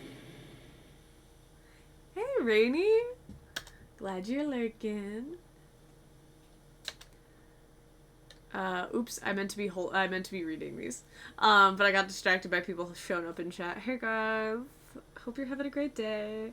I was literally just talking about getting off chat soon, so I might getting off Twitch soon, so I might stay for like another half hour or so. Hey, probably only gonna be here for another half hour or so, and then I'm gonna go grab lunch myself. Speaking of lunch. But I've totally forgot to read these chat boxes because people have jumped up in chat for a little lunchtime fun. So yeah, Yosef we just fought Borgin. So we went, for anybody who is in need of a TLDR, we showed up after the Emperor had a little fun, did a little mass genocide as a treat. We talked to the princess. We had to go to Sid several times to learn a word that we didn't know. Learned that, came to the princess. She said, well, you gotta go to a different place because that's where that thing is. Sunfire, the eternal flame. Gotta go there. But in order to do that, we need something to transfer it, and we also need something to open the ever-locked door that somebody who died, I think, locked so that the Emperor could not get this eternal flame. So we had to go talk to Yosef, who came with us, so that we could get his snowcraft to get to the ice caverns. And now at the ice caverns, we had to get the goddess's bell to open the door to get to the sunfire. But we cross paths with Borgin again. Borgin is one of the Emperor's right-hand men, who we destroyed in a very, very easy battle following grabbing the goddess bell. But he said, don't worry, I've booby-trapped to this cave, and a big rock rolled out of the side of the wall, which Yosef summarily said, damn it, about, and he is now holding it. But apparently can't for much longer, so I believe he's about to give his sweet, sweet, bald-headed soul to allow us 3 orphaned children to survive him and go get the everlasting flame. And that is your recap. Run! Yeah, thanks, Yosef. It's up to you. Now, Firion, my sweet Nelly, that's his daughter who we previously saved. We're in the daughter-saving business here in Final Fantasy. Oof, getting crushed to death by a boulder does not seem fun. Yosef! Where'd the boulder go? Oh, good night, sweet prince. I hope you didn't take all my stuff with you, because you did have some nice shit on you. Which I would prefer to re-equip to a different character, if possible. Yeah! Oh, I think I even got the shit that was on him when we... Yay! We desecrated his body and took his leather goods. You love to see it. And now we're back to a 3-man party. Because Final Fantasy II is a joy. We were talking about capitalism and freedom of speech, which should shock none of you. Also, please, dear God, tell me I didn't hit Auto Battler. I didn't. We're good. We're golden. Just gotta get back to town, and also tell Yosef's daughter that he has passed away. And also tell the random dancer that stands outside Yosef's house that he has passed away. They're all gonna be so sad. RIP. For this man that we've known. I mean, I did compliment him earlier today, and I do think his death is my fault, because whenever I compliment a character, they're usually not long for this world. As I think is the writer's intention. But we accidentally completely murked him. All we know is he was a good guy, I guess. Gave his life for the mission. He will be missed. It really is, because, it's not like we can really do anything about it, except for complain. So utilize that freedom of speech for complaints. But we were talking about how in the UK, they are now making arrests for people who are flaring far-right sentiments, which we were just talking about the pros and cons of, which is a very fun, totally not inflammatory discussion topic. Yeah, I would recommend looking up the stuff on that. I mean, I want to look into it a little bit more. I was just informed of it. And, of course, the first articles that pop up are very very opinionated, like Fox.com, Fox News type beat articles, so I would need to take a little time to look into that myself before I can come up with any firmer discussions about it. But we were talking about how, like, the online space, differentiating between, like, hate speech and speech that is harmful to others, and the freedom of speech is something that, like, we really need to consider going forward and how to implement that in the day-to-day. Because, you know, like, who of us wants to be partial to the rise of neo-fascism was really the long and short. Anyway, how's everybody's day going? Anybody have anything fun for lunch? Anybody really looking forward to tomorrow already? How are you guys? I'm doing alright. I'm mentally not 100, but when am I ever mentally 100? Speaking of, if people want to tune in tomorrow night, it's going to be kind of late up by us EST. I think it's going to be around 7 p.m. But my good friend, I am Sakina, Saki, is going to be doing a Q&A about mental health and streaming and, like, what it means to be a streamer with sort of, like, some mental issues, I'm assuming, but just, I think, mental health in general in the streaming space. So that's gonna be super fun. So hopefully I will be in a good place tomorrow and down to chat about the ins and outs and the intricacies of why my brain be like this sometimes, you know? So if y'all are up for it, come tune in to that stream. It's probably gonna be a lot of fun. Huh. Interesting. Tell me more once you're done. I would love to hear all about this mod tour. Twitch is making some strange decisions about its platform, which I can't say I'm here or there about. Give me un momento.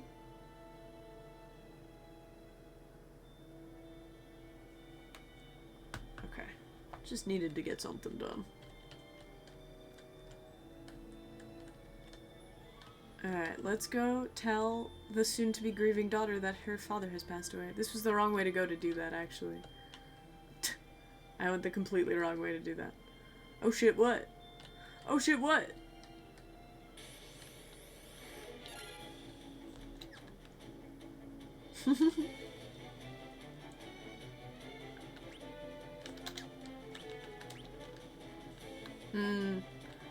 Either that, or they only think that people on iPads need that kind of information.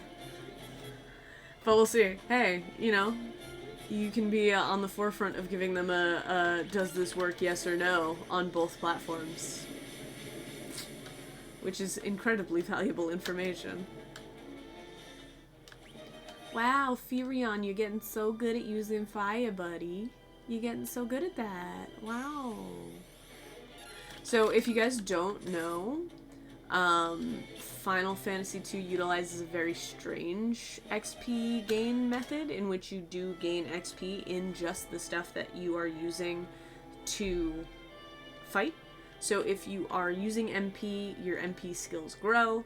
If you are using specific weapons, those weapons skills grow. So depending on, like, how you want to play your characters, what bosses you'll be facing, shit like that, is incredibly important to kind of, like, well-round some of your characters and or hyper-focus some of your characters.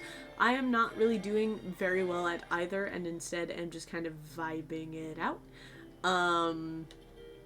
But I do think they are all doing relatively well as far as their builds go. RN.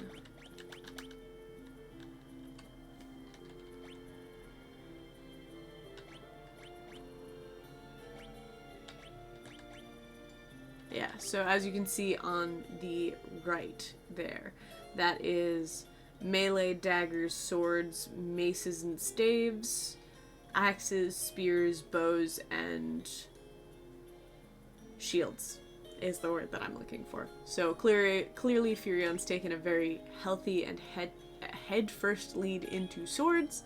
Our girly over here has taken some swords, some bows. She's pretty well-rounded, just because she gets the cast-off weapons, whatever's better. And then our man's guy here has been doing a lot of staves. He's been doing a lot of weird maces and other assorted weaponry. So yeah, that's just another part of FF2 that I'm not a super fan of. I don't love how they do the XP game in this game. Especially like I've made mention of previously, the first fourth party member they give you is a very, very well decked out white mage, so you're actually discouraged from teaching one of your people early on how to white mage. Poor Yosef. I'll look after Nelly in his place. Thank you, random dancer. I know that would make him happy. I really don't understand your whole vibe, lady, but cool. I'm glad she has a parent. Not gonna catch me saying that word on stream. No one's getting a clip of that. I'll tell you that much. This is a threat. He isn't coming back, is he?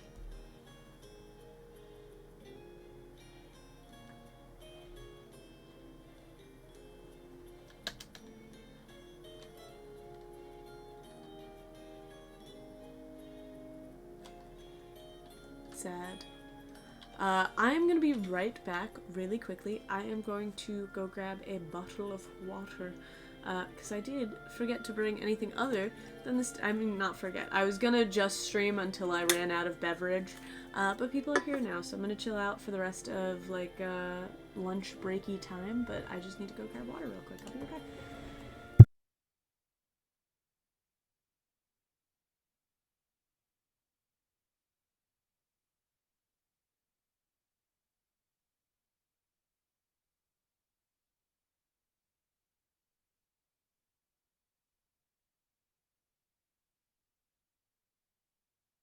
See, what did I tell you? And there we go, just in time for a beautiful little hydrate. So everybody else, if you are not hydrating, take care of yourselves. Take this chance to drink a little water. Or not water. Iced tea, water, seltzer, the occasional juice. Not the most hydrating, but it's nice and good for you. Hey, you love to see a mod learning. No, not you. Can you get the fuck out of my way? No, not Yosef. Don't let Yosef's death be in vain. You have to get that bell to Kashan. Thank you for telling me the next place to go. If only this stupid bitch would get out of my way. Yosef's dead, isn't he? Yes, rip. I don't think I need anything else before we head back. Ooh. I love a good private message.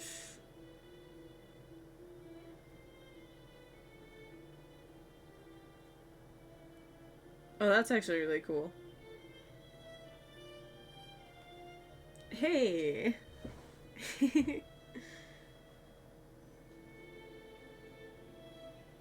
That's really cool. Thanks for the mod tour, mod. Okay. Do we know where Kashan is? No, we do not. So, everybody was just like, get your ass to Kashan. Where is Kashan? You may ask. Don't ask me, because I do not know. But we're gonna make it there. We're gonna go to Kashan. Maybe we should just go to Puffed?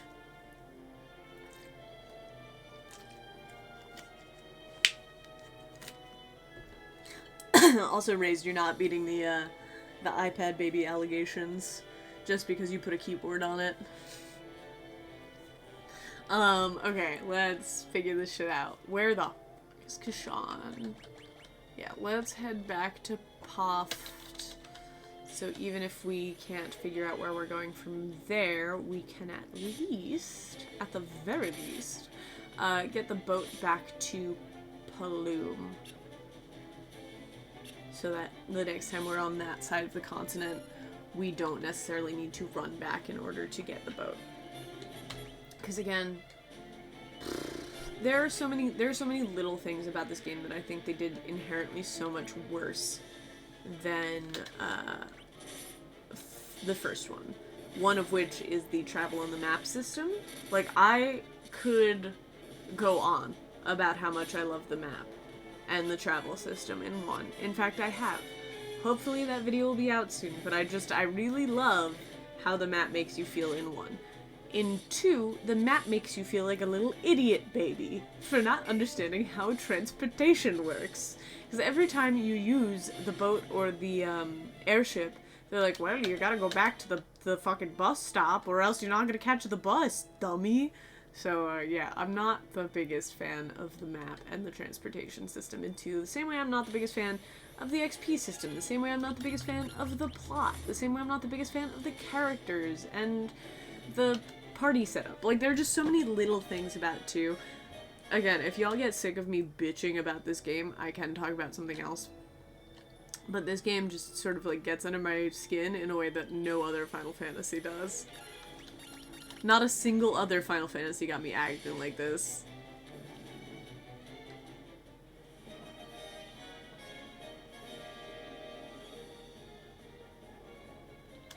Hell yeah. Yo, it's so funny. I feel so removed from, like, I was an Apple guy for, like, I want to say 6-7 years, where I was predominantly using iPhones and Apple products, and now you could tell me that an iPad does literally anything, be like, uh-huh, that makes sense. No, you don't. You really don't. Do you think there's gonna be a lack of this anytime soon?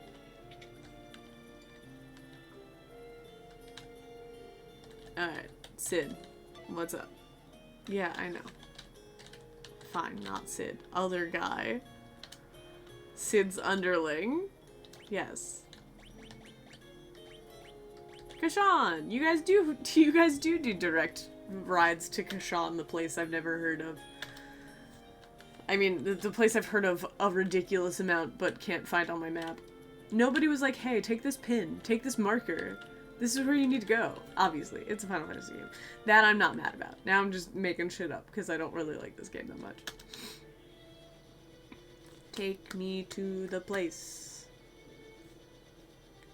That was a lot of fun. I had a lot of fun. What we did cover, I thought was incredibly easy, but that's because, like, I have a role that doesn't really need to do much. Like, the rest of y'all, like, the support class, you guys have stuff that you have to do. I just need to make sure I'm doing enough damage, and I'm in the right place, and I don't think there were too many times that, like, that really stumped me. I really like the element of, like, dancing that is part and parcel with, Savage Raids. I really like, what's gonna be hard for me is, like, learning when my damage fits, learning when I'm gonna do my burst phase with how much movement there is on the platforms and stuff. I really want to get into some for other moves and sort of, like, really, really learn that. Yeah, exactly, and that's the other thing, is it's such a fulfilling, place to be in when you hit that one run where everybody kind of is like, oh shit, it's all lining up. But to get us to that point is going to take a lot of time. And every single time that we start and stop, it's going to be a relearning process. Which, again, I really like. I think that's a lot of fun. I think that's the whole point in playing a Savage Raid, to be honest. And, ooh, I am very hungry. But like I said, I don't really have much to do in the first parts of this fight. You know, like, it's very much I need to learn where my bursts fit. But other than that, I just need to stand in the right places. Like, you and, as a healer, healers and tanks have so much more that they actively have to do in the, you know, again, outside of just hitting buttons. Can I ask the Sunfire a question? Why? Yeah, like, y'all actually have to, like, adjust. Meanwhile, I have to learn. Y'all adjust, I learn. And that, I think, is the biggest difference. Is there's really no adjustment outside of adjusting when I do my casts. But as soon as I learn that, that's just another step in the learning process. There are little things that I can do here and there. Like, you know, yeah, that's the other, yeah. We were talking about that earlier, but last night as well. Like, tank mechs are not really a thing anymore outside of these types of fights. Which is kind of disappointing, but, like, I guess I can understand. Not particularly, but as somebody who does not tank super often. Yeah. To get that right off jump, and then it only gets, like, more complex for tanks as you go through that fight. So not getting to see that very often, that's always a little fun. But, you know, like, I can't speak super to that, because I don't think I've ever done a piece of content where tank mechanics have been important for me.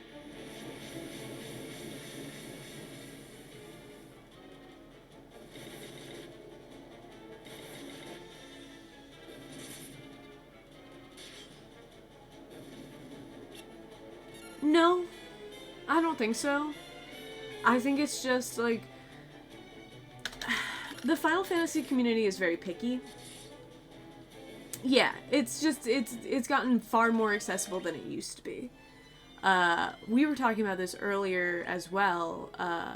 Star Phantom and I were talking about how it is... The fights, like, just the straight dungeons used to be a lot harder. And used to require a lot more learning, used to require a lot more talking with your party, used to require, like, guiding sprouts through areas, which I really enjoyed when I was leveling alts a while back, of, like, I know this fight, I can teach you guys what you're doing and how you need to learn it.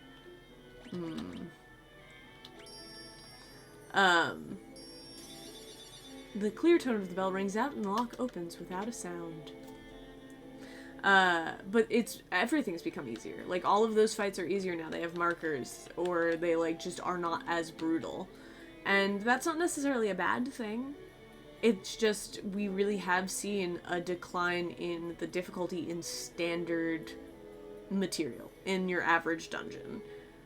Which I think is why we're seeing more dungeons and more boss fights that just have, like, the whole ground is covered in AoE and shit, is because, like, they don't pull out some of those more difficult mechanics, some of those harder to read things, except for in content that is expected to be more difficult. Yeah, that's what I'm saying. It's like, we are getting different types of mechanics that are making it slightly more difficult in mandatory content. And I also think that what we reached in Dawn Trail was a really, really nice sweet spot, to not put it any differently, from what we were getting to, like, as much difficulty as it could be. Exactly. Like, I do think that, like, making it a little bit easier does take some of the MMO aspect out of it, but, you know, the more people you have in a game, the more, differential there's gonna be in, like, your weakest link and your best player, and your best players have content already, so what is there for your weakest links? You know, like, we are now in the content level that your best players want to be playing, so we have to still make allotments for your weakest links, and I think that's fine. I think finding that healthy middle ground is fine. Does it make some of the content much more boring to go through? Yes, but yeah, and that's the other thing, is, like, so many of rotations and jobs have been simplified. That is also where a lot of my beef comes from. I don't mind some of the dungeons getting easier, but just making the jobs, like, lowering the high bar of a job makes me a little bit sad. Because a lot of the jobs that I choose to play, especially long-term, are, like, very low barrier to entry, but very high skill cap jobs. And so, like, playing a low barrier, high skill cap job that you see the skill cap drop significantly is a little disappointing to go back through and play content with. But, I'm not gonna, like, complain. Gordon, I came to retrieve the Sunfire. I thought I was the only one left who could open the door.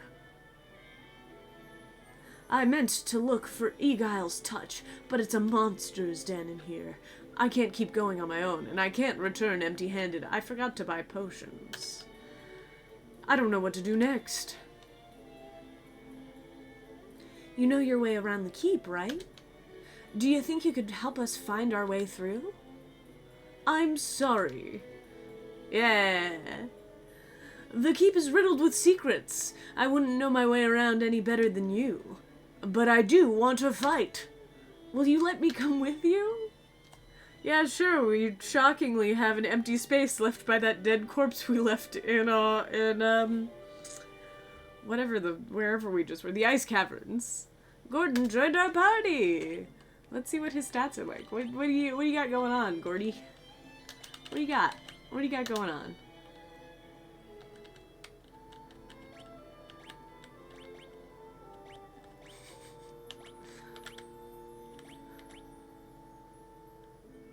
Secrets of the keep. Most you keep secrets. Secret keeper.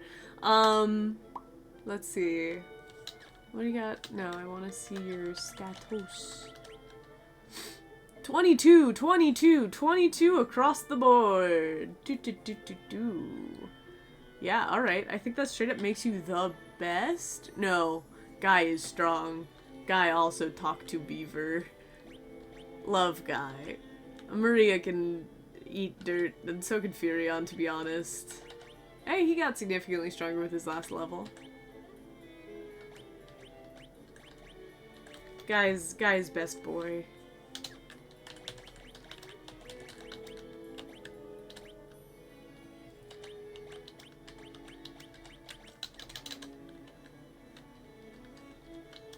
For those of you that missed it, Guy did also just speak to beavers. We walked into a room full of water with a bunch of adorable little beavers in it, all going, squeak, cheek, or whatever the fuck they said, and then Guy steps out and goes, Guy talk beaver. Guy can speak to beaver, and then he does, and that's how you learn where the goddess's bell is.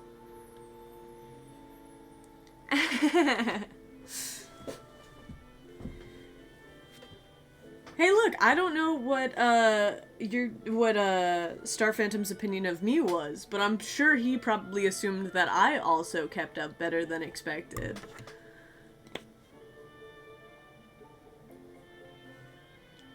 Because I genuinely, like, and I don't want to be that guy, but, like, the first couple of steps of that were very, very easy for, me to come to grips with, which I was super happy about, super stoked about, because I do really, really like the game. And, do you? What's going on with that? Because relatable content. Because, like, I was so afraid that we were gonna do higher level content, and I just was not gonna be able to keep up. So it's really nice to not have that. And perfection was not reached. Weeps a silent tear. Is it silent if you say, I cried a silent tear? Does that make it no longer silent? Haha, tried to run away, did you? Ooh, super fun. That's worse than, our thing that's going on, so... Yeah, that's rough. Oh, also, you will not guess who forgot to unplug the Ethernet cable from the computer this morning and had a false start to stream. I really gotta figure out what's going on with that. For anyone who in chat that does not know, anytime the Ethernet cable is connected to our computer directly, and getting the best internet connection, it, for whatever reason, freaks my OBS out so much it disconnects randomly. Don't know why. Have not been able to find an answer. So that's fun. But not nearly as bad as the monitor disconnecting. That fucking sucks. Especially for like 20 seconds in any kind of high level content is gonna fucking rock your whole shit. It is really weird, and I really don't know why it's happening. My best guess is because it actually, like, knows, like, it has a better connection. It tries to connect to specific, servers, and those servers are bad, and those disrupt it, but I don't know. Yeah, honestly, Tech Gremlins is the best answer that we have so far. Look at how pretty Gordon is. He is the prettiest boy on the team. Oh, pretty little guy.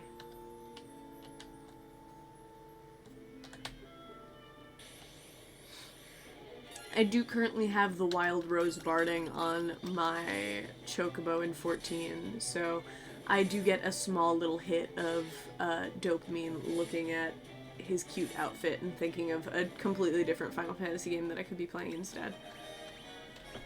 But, it's what it is. And what it is Final Fantasy II, unfortunately. How we looking? How we looking? How we looking? We're looking good. We're looking alright. Also, I should not teach Gordon. Gordon, do you know magic? You have MP. You do not know magic. I could teach Gordon heal, but that feels a little bit of a waste because he will not be on this team for long, as we've come to learn. I don't think he's on the team for long anyway. I think your 4th swap outs are usually not there for an extremely long amount of time. That was not what I wanted to do! Yeah, we'll see about that. Because again, this game too, I have a problem with its plot pacing. Its plot pacing is fucking ridiculous and weird. Like, I just think for a Final Fantasy. So many of the Final Fantasy games are like, these are your plot beats. You will know when you are getting to places. And this just kind of is like, I don't know, man. You're all orphans. Figure it out, dog. The soundtrack is fun. But again, what? Name a Final Fantasy soundtrack that isn't fun. I'll wait. I'll wait. You can't. You can't. There, rats. I found them.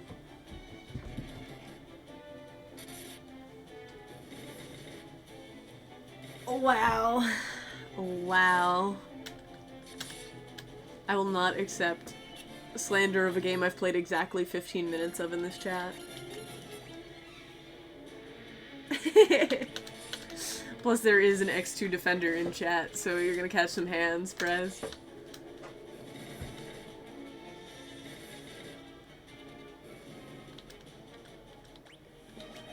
We finally actually have an X2 defender in chat. Yeah, same. That's about as far as I got. And are you telling me that of those 2 hours, you didn't find the song that jumps off the game an absolute bop? Because then I think you need to get your ears checked, my guy. That sounds more like a you problem than an X2 problem.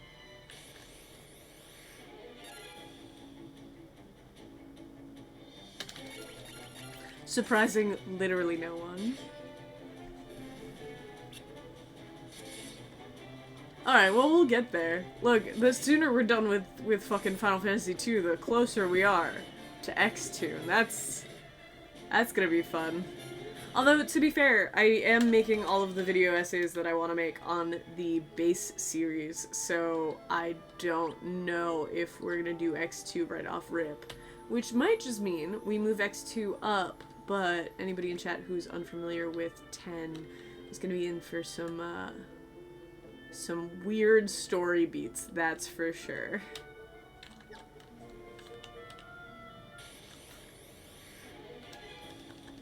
Played something for 2 hours 15 years ago and refuses to play more of it. That sounds like a you problem again. Yeah, only like 15 games. We'll get there. We'll get there. Hey, at least I don't have to play all of Final Fantasy XIV again before we get to X2. Which I would do. If people wanted that. I would 100% do that.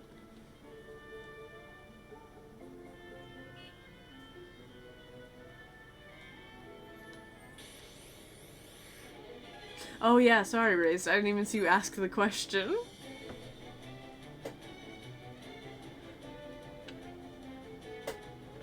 Yeah, exactly. We can all come to terms with what X2 is in real time. Yo, I'm actually genuinely excited to start hitting the Final Fantasies I haven't played on stream, because I love Final Fantasies, but my opinions are a little stale on like the ones that I've played, because I know them, I've talked to all of my friends about them, so it'll be nice to get something that like is just kind of completely new. Ouch. Ow. Stop hitting my pretty boy. Who said you even could, dude? Who said you even could?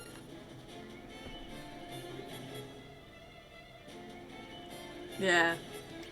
Yeah. That's a good excuse. I'm sure, you know, Dagon could corroborate that being sick is a good excuse for missing stream. what Final Fantasy is a super serious time? I would like to ask that, Star Phantom. If you could name me a super serious Final Fantasy. They all have little genocides for a treat, but usually those are immediately followed up with something being fun for no reason.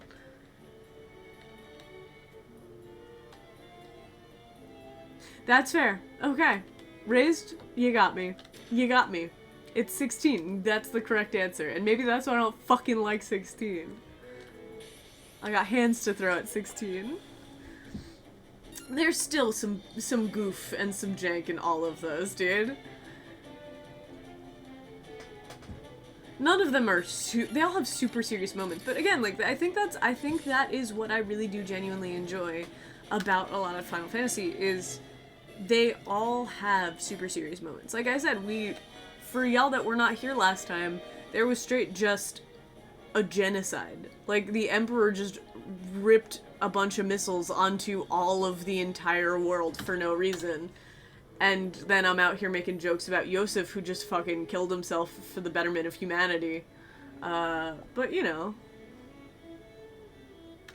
Fair. Look, I'm not one of those people that's like, every game is definitively for everyone. Everyone, there is a genre of video game for everybody. And also, I doubt that your wife would be particularly happy if you did not know 10. If you had no passive knowledge of 10. Knowing her.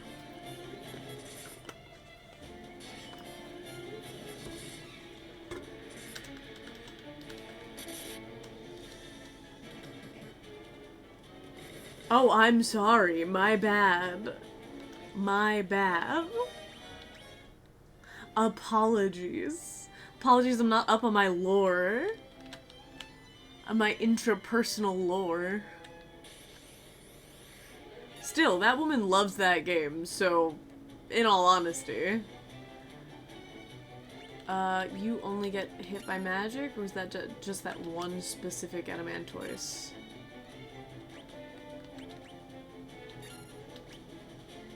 We're gonna try a couple different things here. Oh, also, Gordy still needs some health. Yeah, he takes more damage from magic, because he's got a hard shell. It's a hard-shelled little turtle boy.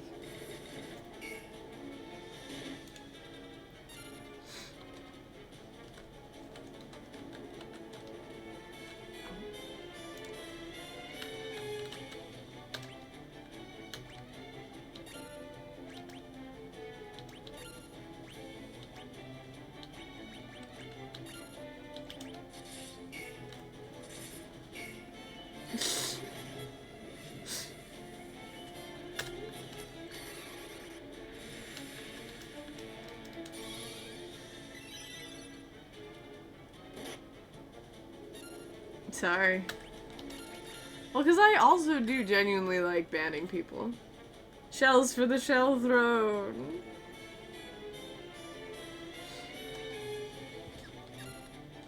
A Shell Throne does sound significantly more pleasant. I'm not gonna lie to you. Okay, yeah, no, you should heal yourself, my guy. You've taken quite a few hits I did not recognize. Yes, sir. I'm quick on it now. I'm, like, real quick on it. I've gotten very, very good at banning people in chat.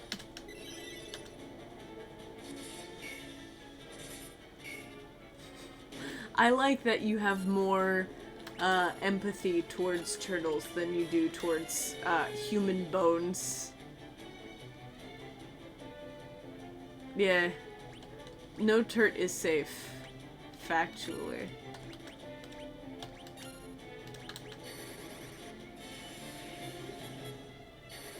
You don't think there's at least one turtle out there that harbors some really, really grotesque thoughts? Not a single one? Yo, why is this turtle fucking me up so hard? Guys, this turtle might be the end of stream, to be perfectly honest. It might be my excuse to go get food.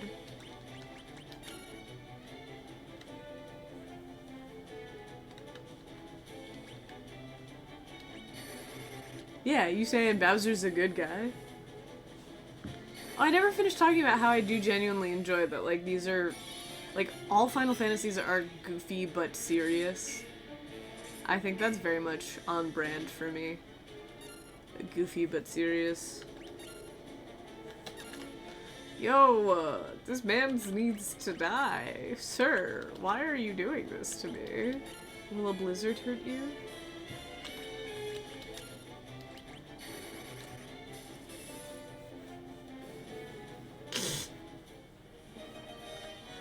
Thank you, frick.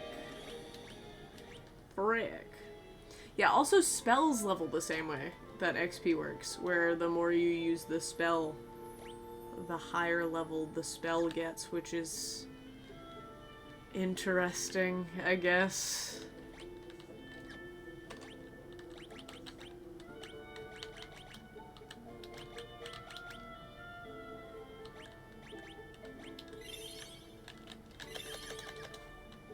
Guy's so beefy now.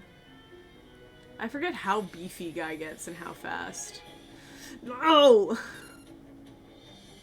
Not another turtle! No! Alright, let's fucking...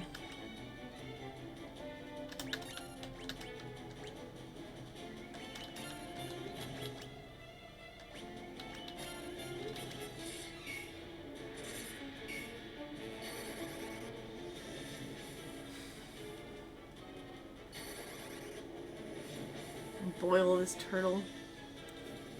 Hey, okay, well at least that one didn't take too long.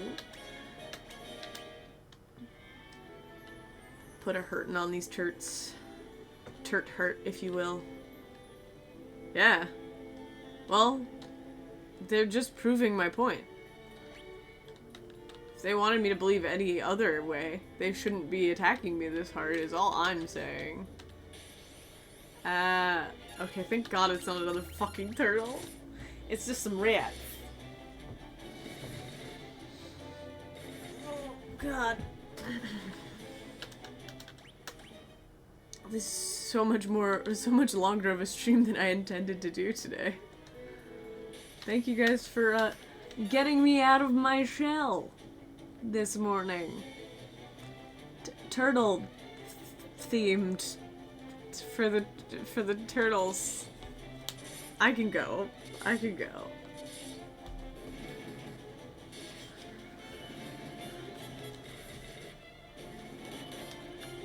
I mean, in all honesty, too, I do think that this game is not nearly as bad as I remember it being. If I could go as far as saying that. The first time I played it, I was so severely disappointed, and I think I was so severely disappointed because I liked 1 as much as I did. And upon revisiting 1, obviously it has a couple of issues, but it's still very good. Whereas this one, I came in with a really...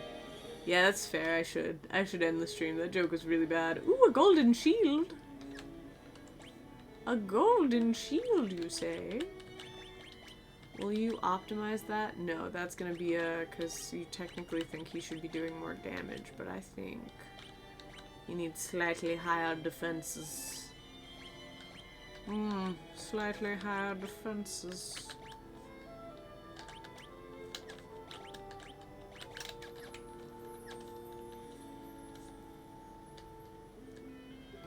My own personal shell.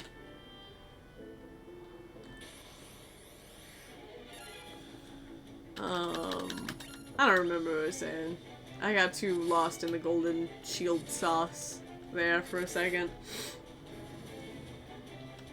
Hey, I also didn't realize Gordon's health was 222 for a minute, so he was all 222s.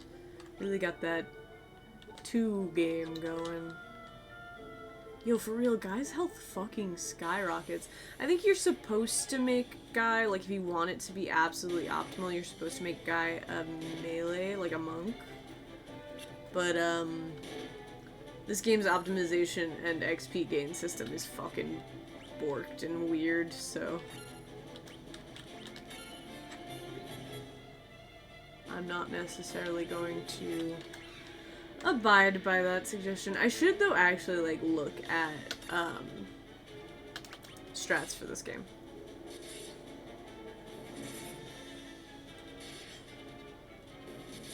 What ogres? I don't see any ogres. Here? Nah. We could talk about the upcoming catastrophe that will be the Shrek movie. I know it's gonna be awful. There's no way that it's gonna be good. You cannot convince me that a Shrek movie made in the year of our Lord 2024 is gonna be a good thing. I just don't believe it. I purely do not believe that that is going to be a good thing. Hey, you hit with your sword? You hit for a lot with your sword. Good job, guy. Oh yeah, absolutely not. Because the other thing too is the audience that is going to bring in is going to be people our age, meme lords, and children. And that does not sound like people that I want to sit in a hot theater with for a movie that is going to be awful.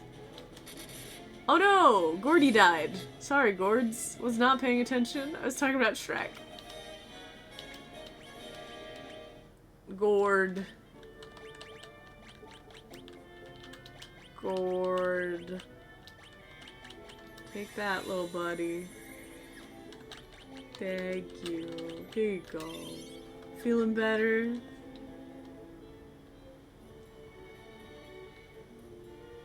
No, I do. But the problem is that the Shrek franchise already has, like, 1 holds up, 2 kind of holds up, 3 was just bad. Alright. I will not be accepting X-Men movie slander in this household. All X-Men movies are beautiful, wonderful pieces of art, and I will not be told otherwise. Yes, I am purposefully peeking my microphone. I'll be taking no questions at this time, thank you. Exactly, thank you, Prez. Every X-Men movie is a piece of cinematic mastery and a beautifully good time. Oh, you're talking about Shrek. Wrong. Thanks for showing up, Star Phantom. Appreciate the lunch break views. Talk to you later. Wow. Wow, in this chat, I'm about to time you out, buddy boy.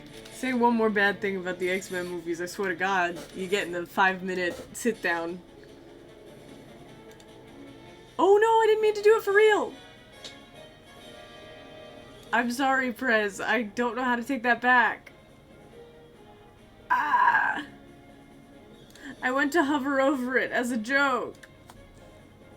Ah! No!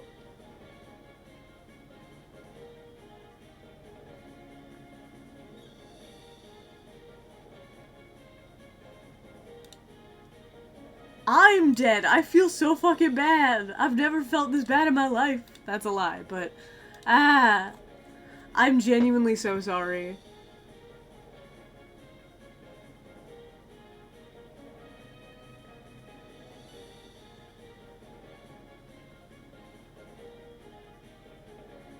I'm a little stunned. I've stunned myself by accident.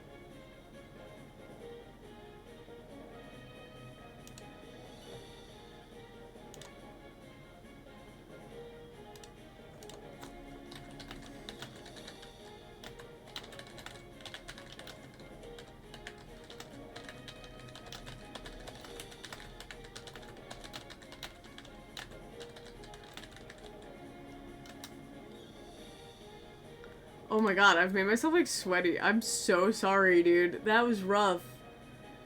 I don't know how to revoke that. I don't think I can. Yeah, I know, but 10 minutes is a long time. I'm probably gonna be offline in 10 minutes. Oh, I feel so awful. Oh no, my poor brain could not take that.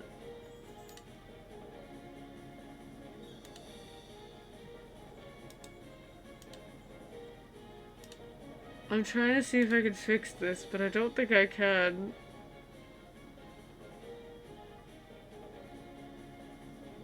You fixed it? Okay, I was looking in everywhere and I could not find an answer. I'm sorry. I could have just played into it, but instead I freaked out. Alright. Okay. Yeah, I was trying. I was in the menus. I was in the menus. Look, you can straight up just honestly ban me from any single chat that we ever inhibit together. Let's get back to Final Fantasy II. It's fine. I'm fine. Everybody's fine.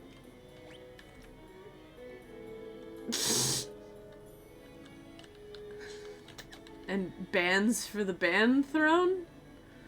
Yeah, no, that's what I'm saying. Is like, if I played into it, it would have been much funnier, but instead, I freaked out. I literally went into, fight, flee, or freeze, and freeze won. Instead of, there should be a fourth option, and that fourth option should be act like a dick, but, alas.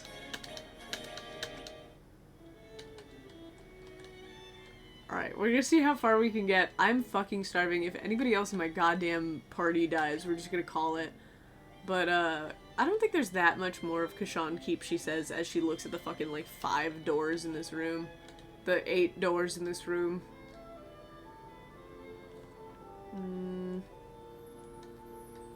Yeah, we'll start going down.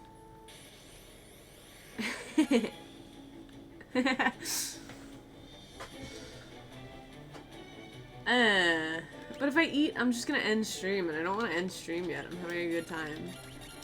I'm not gonna say that I didn't think I was gonna have a good time today.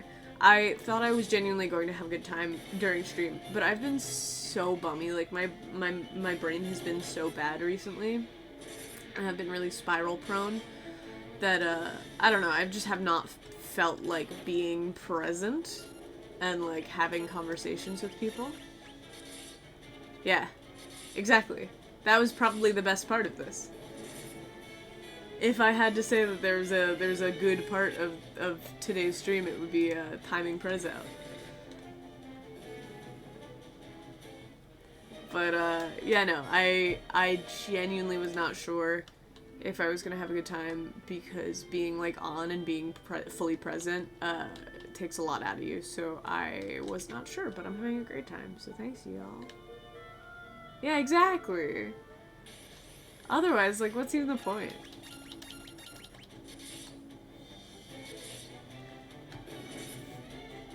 If I didn't want to just, wantonly time people out, then I'd be chatting instead of streaming, obviously.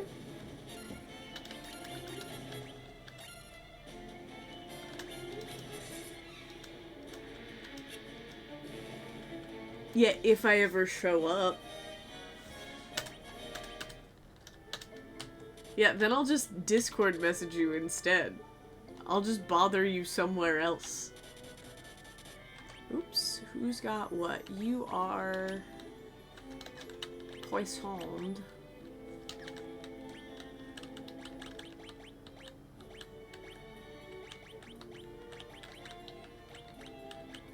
We also only have 1 eye drops, and both Maria and Gordon are blind.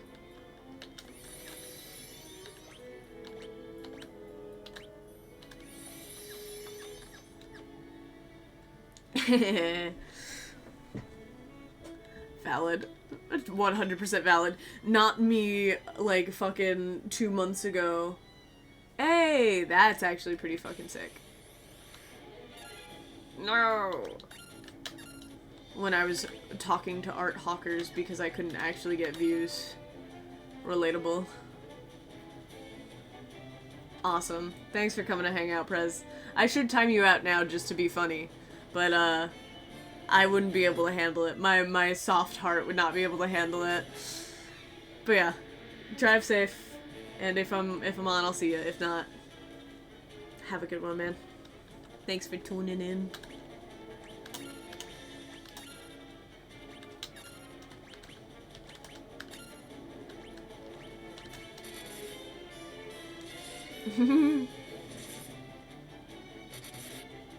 You've given raised too much power, and by you, I mean I've given raised too much power. What's up?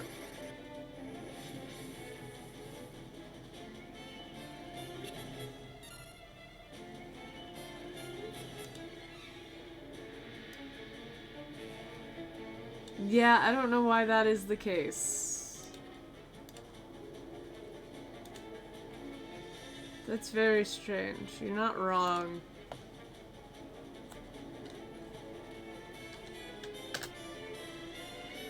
I didn't take it, if that's what you're asking. You didn't ask any questions, but if you did ask.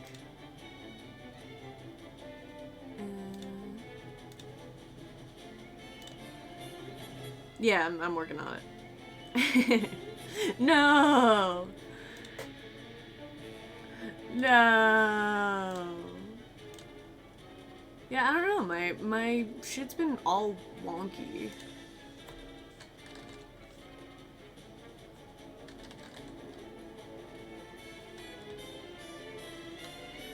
I spelled president wrong.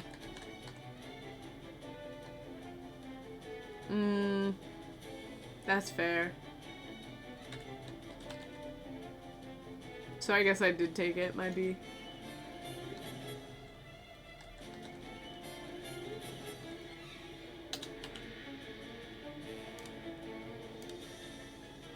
Done. Alright. Well, it's all fixed, so bye. Glad you've aired your complaint prior to bailing. I still feel bad. My soft-ass heart cannot take that kind of action. Ooh.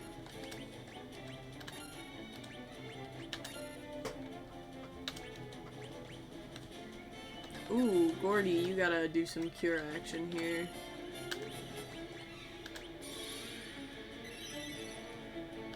Gotta give cortisol here a little heal spell if possible. I don't even know what I'm gonna eat. Like I said, I've been in like a kind of shit mental state recently, and it just means I've been eating really weird. Like, my food habits have been incredibly strange.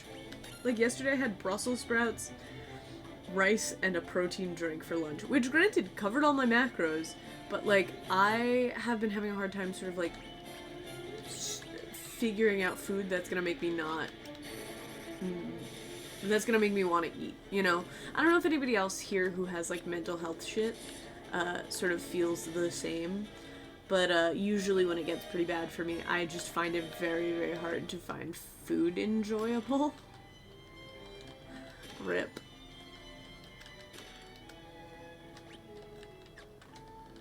So, I usually take like extra special care to try and bring joy back to food when I'm kind of not vibing with it. Oops.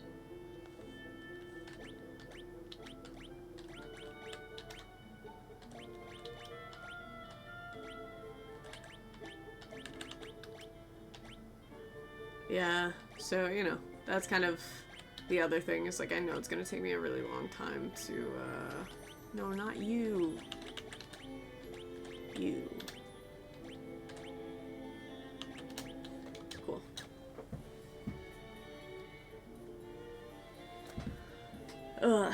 You know, just another way of me complaining about shit that doesn't actually matter. Oh, I forgot his golden shield. He's gonna die so much easier if he does not have something to block how hard everything is hitting.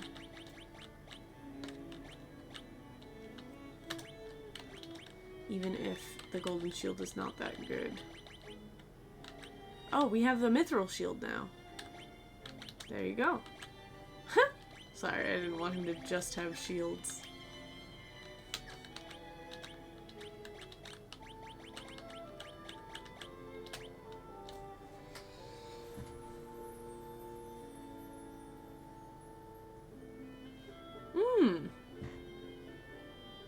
Perhaps. I will think about it. And also, you know, pass along those articles, because I do love learning about like what like different things do to mental health, because as most of you know by now, I was in a psychology fucking program prior to getting into film. Is it another one where I have to poop in a tube and send it somewhere, though? Because, I don't know, something about sending my poop places makes me feel a little weird.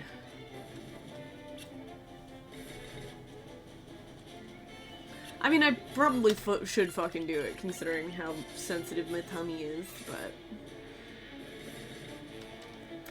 the idea of a poop explosion happening in some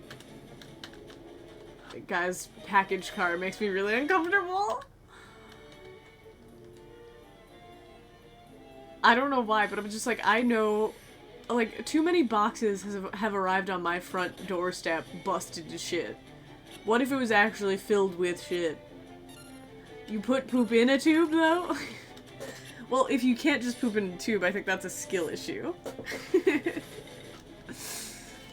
So you're telling me I could poop in the tube if I wanted to.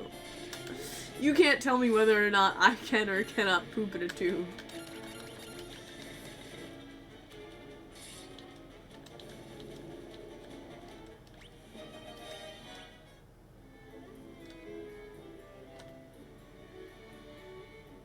But yeah, no, I've seen far too many, fucking boxes with the shit kicked out of them. What if the shit was actually kicked out of them is my whole point. Oh god, this is... we're getting into a bizarre, gross territory here. You can't tell me what to do! I'm gonna poop in as many tubes as I want. Inflatable tubes. Pool noodles, those are kind of like tubes. Test tubes. I'm gonna poop in every single tube I can find. Try me.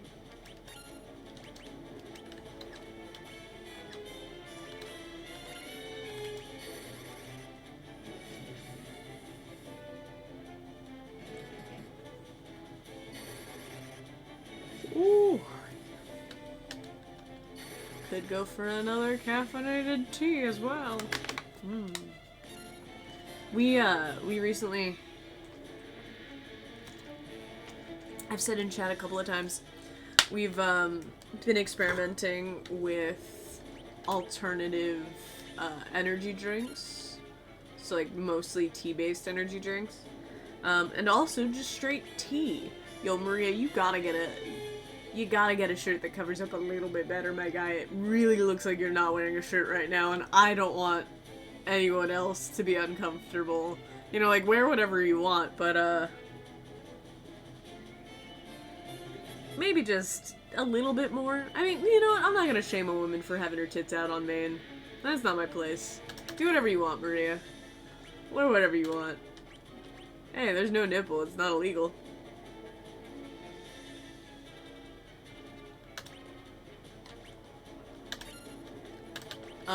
But yeah, so teas.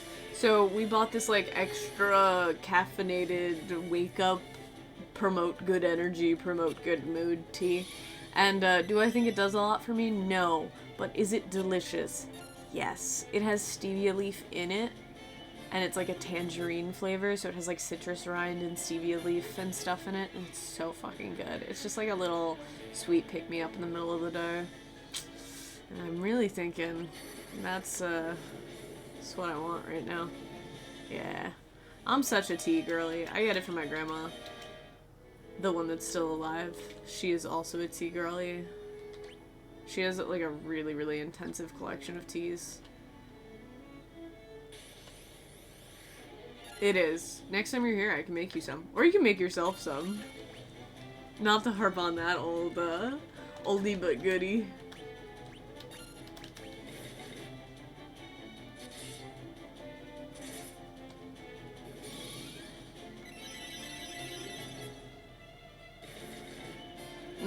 Yep. Absolutely.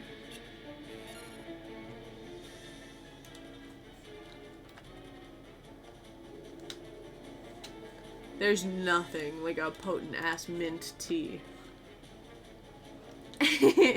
No! You're totally more than welcome. Like, honest to God, if you came to my house and you put the teapot on the stove and just started making some tea, it would be fine. It was just really fucking funny, dude. It was so funny.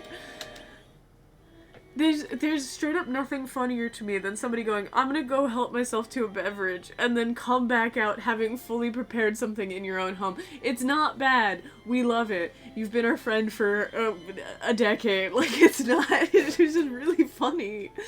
It was 100%, I was not prepared for what you had prepared. No, but yeah, the potent ass mint teas are really good. For real, I hope you don't feel... Yeah! I was gonna say, I hope you don't feel like there's anything that we're saying that, like, you're not... Do it! Every single time you're in my house. You could fucking make a full dinner in my home and I would not mind. You're fine. It was just really funny.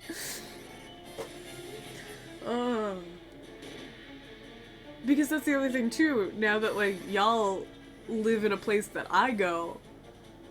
I hope you're ready. At some point, I'm gonna do some fucking weird, crazy-ass shit and you will not be expecting it. I'm gonna go in and, like, make a fucking chef salad in your kitchen. In the middle of a Pathfinder session. You'll never expect it. It'll be really funny only to me.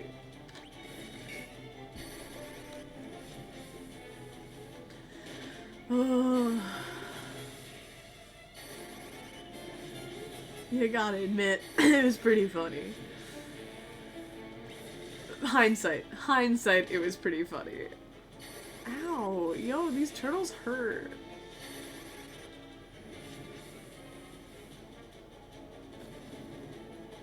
Whose house doesn't have a bunch of holes in the walls? Let me just ask you that real quick. At least yours weren't imposed by yourself or a drunk 20-something. You know? At least that was a natural occurring hole in the wall. Some of us have the man-made.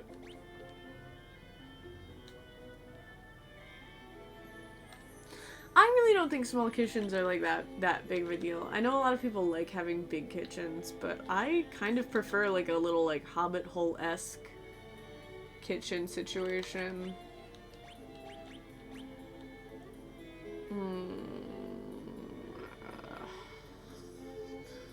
This is not promising. Everybody's taking a lot of damage. Everybody's like out of MP. I might just need to go back to the surface here. I know I said there's probably not a lot of this left, but with the lack of MP we have, if anybody needs to be hit with magic, we're a little SOL.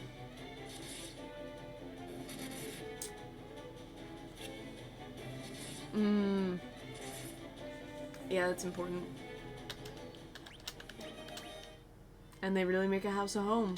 We wouldn't know because we have cats, so God fucking forbid we put any kind of plant in, on, or around this area. Okay, yeah, there's clearly a decent amount of Kashan Keep left to go. And that's also true. Getting into that plant life. Yeah. Have you thought about doing any, like, hanging structure stuff? And, like, hanging shit from the ceiling? Or doing, like, the little, like, ladders by the, window, doing, like, a small step ladder situation. Lean that up against the side of the window. Do something like that.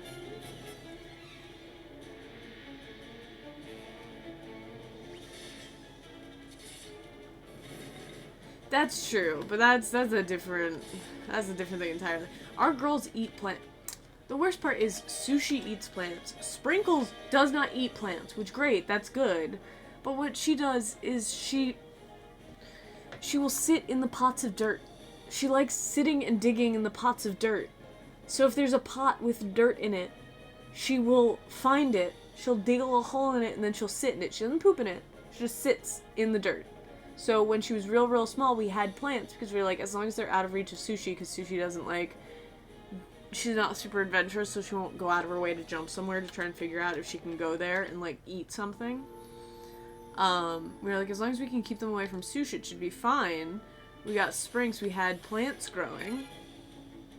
And this asshole fucking depots all our plants so that she can sit in the plants. For real, like real Chaos Battery energy shit. Real chaos battery shit. I don't even know where she is today. Springs? I think she heard me say her name, so I heard her little bell somewhere. Sprinkles!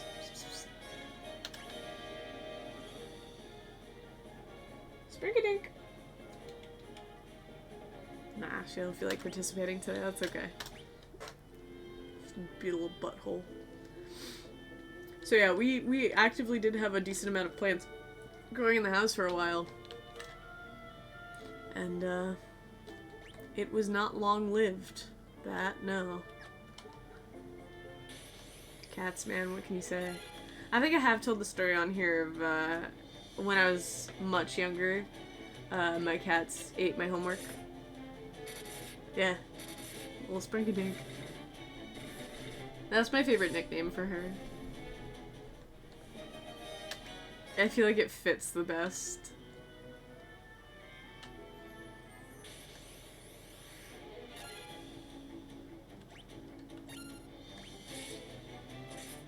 Just gotta get the fuck out of here, guys. Just gotta get out of here, gotta save, and then we'll leave for lunch.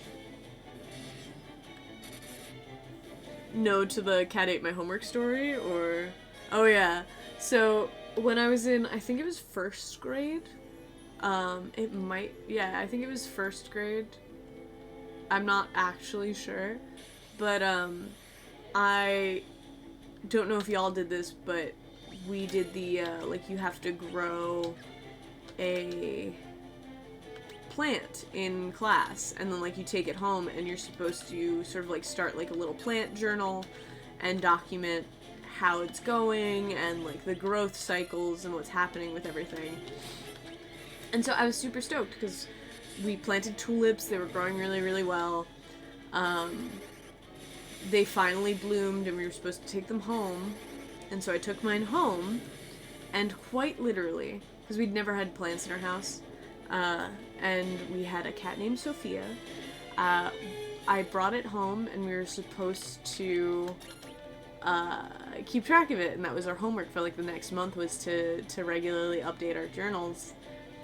And I left for guitar lessons, and when I came back, I did not have a plant anymore, so I straight up could not participate in the journaling. So straight up I had to just write in my little journal, like, my cat ate it, and my mom had to, I think, call in and tell my teacher, like, she's not lying, she really wanted to do it. And I, like, when I came home and I saw that my flower was gone, I was, like, in full tears. Granted, that's not super surprising either, I cry over basically everything, but full tears, completely gone. She ate, like, the whole thing. Yeah. See, lucky, and I think they might have realized that, like, that was not a good idea, because, yeah, just immediately, within the day, gone, and I was so upset. I was so upset. So yeah, super fun. Super fun. Loved that cat. God, I loved her so much. She was such a squish. But she did eat my homework. So I think there is literally, like, my mom might have a picture of it, but I think there is literally, like, a picture of the journal where one of the pages just said, "We brought our flowers home and my cat ate mine. I am so sorry," or something like that. It's really fucking funny. God damn it.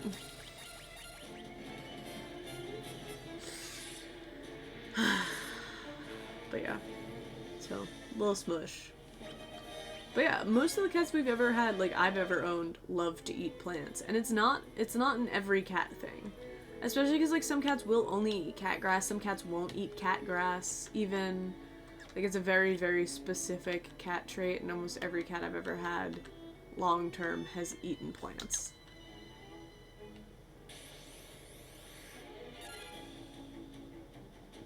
That's so rude.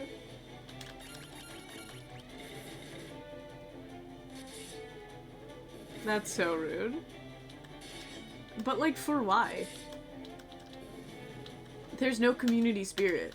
See, this is what's wrong with American individualism. We don't water everyone's crops. We only water our own crops. I'll stand up on my soapbox about this one.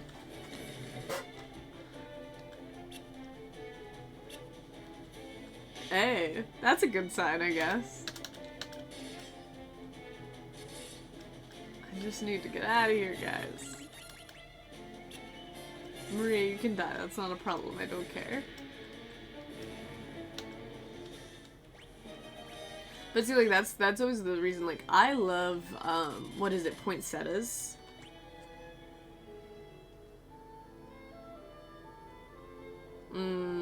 Yeah, see, that's the problem with American individualism.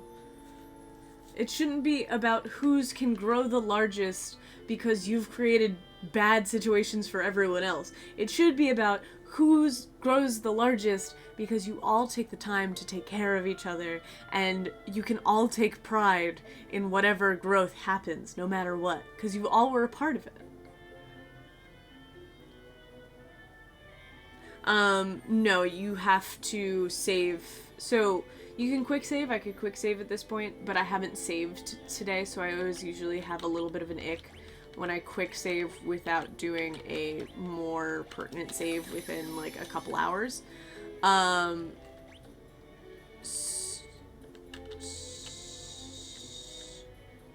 Yeah, okay. So this game, as well as the first one, is you save on the overworld map. And that's the only place you can save. You can't save in towns, you can't save in dungeons, you just save on the overworld map. Yeah, that would be a great lesson. And that, like I said, that's the problem with the American individualism, is the teacher was not like, oh, you know how we should teach this as a message in growing community. I need to run away, to be honest. I need to flee. I cannot kill you, my guy. Please flee.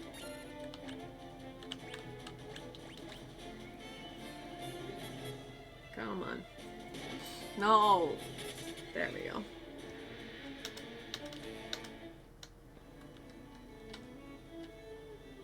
Turtle. Dangerous turtle. No! These guys are fine. I can fucking take care of these guys, no problem. They might kill Maria, though. That's a bit of a problem.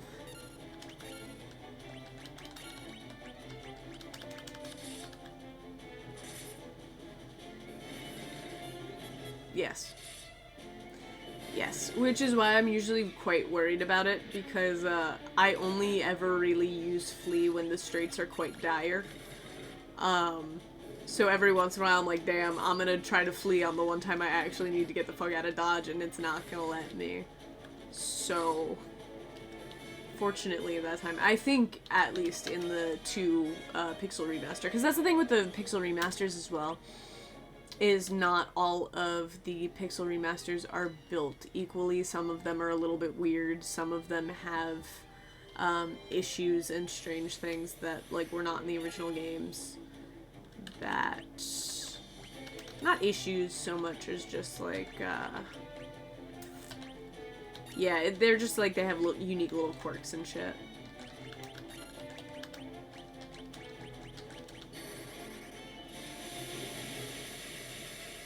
So I'm not sure if the flee in this one does work 100% of the time, but if I had to guess, it doesn't in the one Pixel Remaster at least. I don't recall it doing so.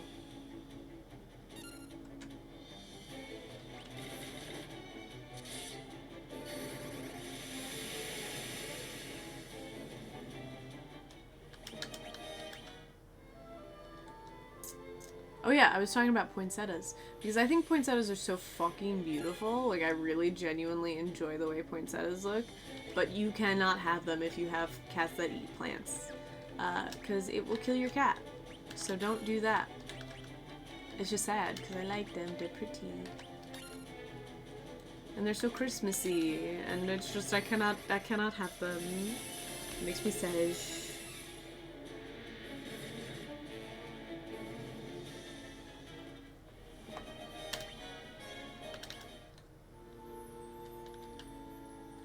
Are we out? Did we make it out, boss? Where the fuck? Oh, we're almost out.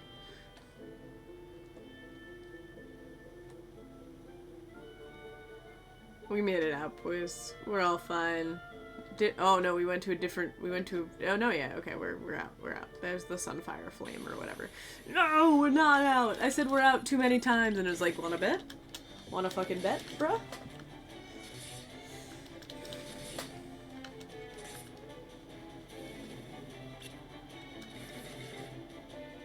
Yeah. Yeah. Because, I mean, that's the other thing, too, is, like, we really should not... It should be more openly talked about that certain things kill your animals, because a lot of people are just unaware, and it ends up really poorly for everyone involved. But... 'tis not the case today. Yes. Thank God. Alright. We made it out alive. We've saved. I feel good about that. I feel very good about that, actually. Not having a save between 8 hours and 11 hours was making me a little uncomfy.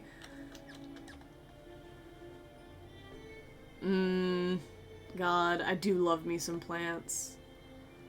And we really just can't have any, but, like, especially not the cat poisoning type.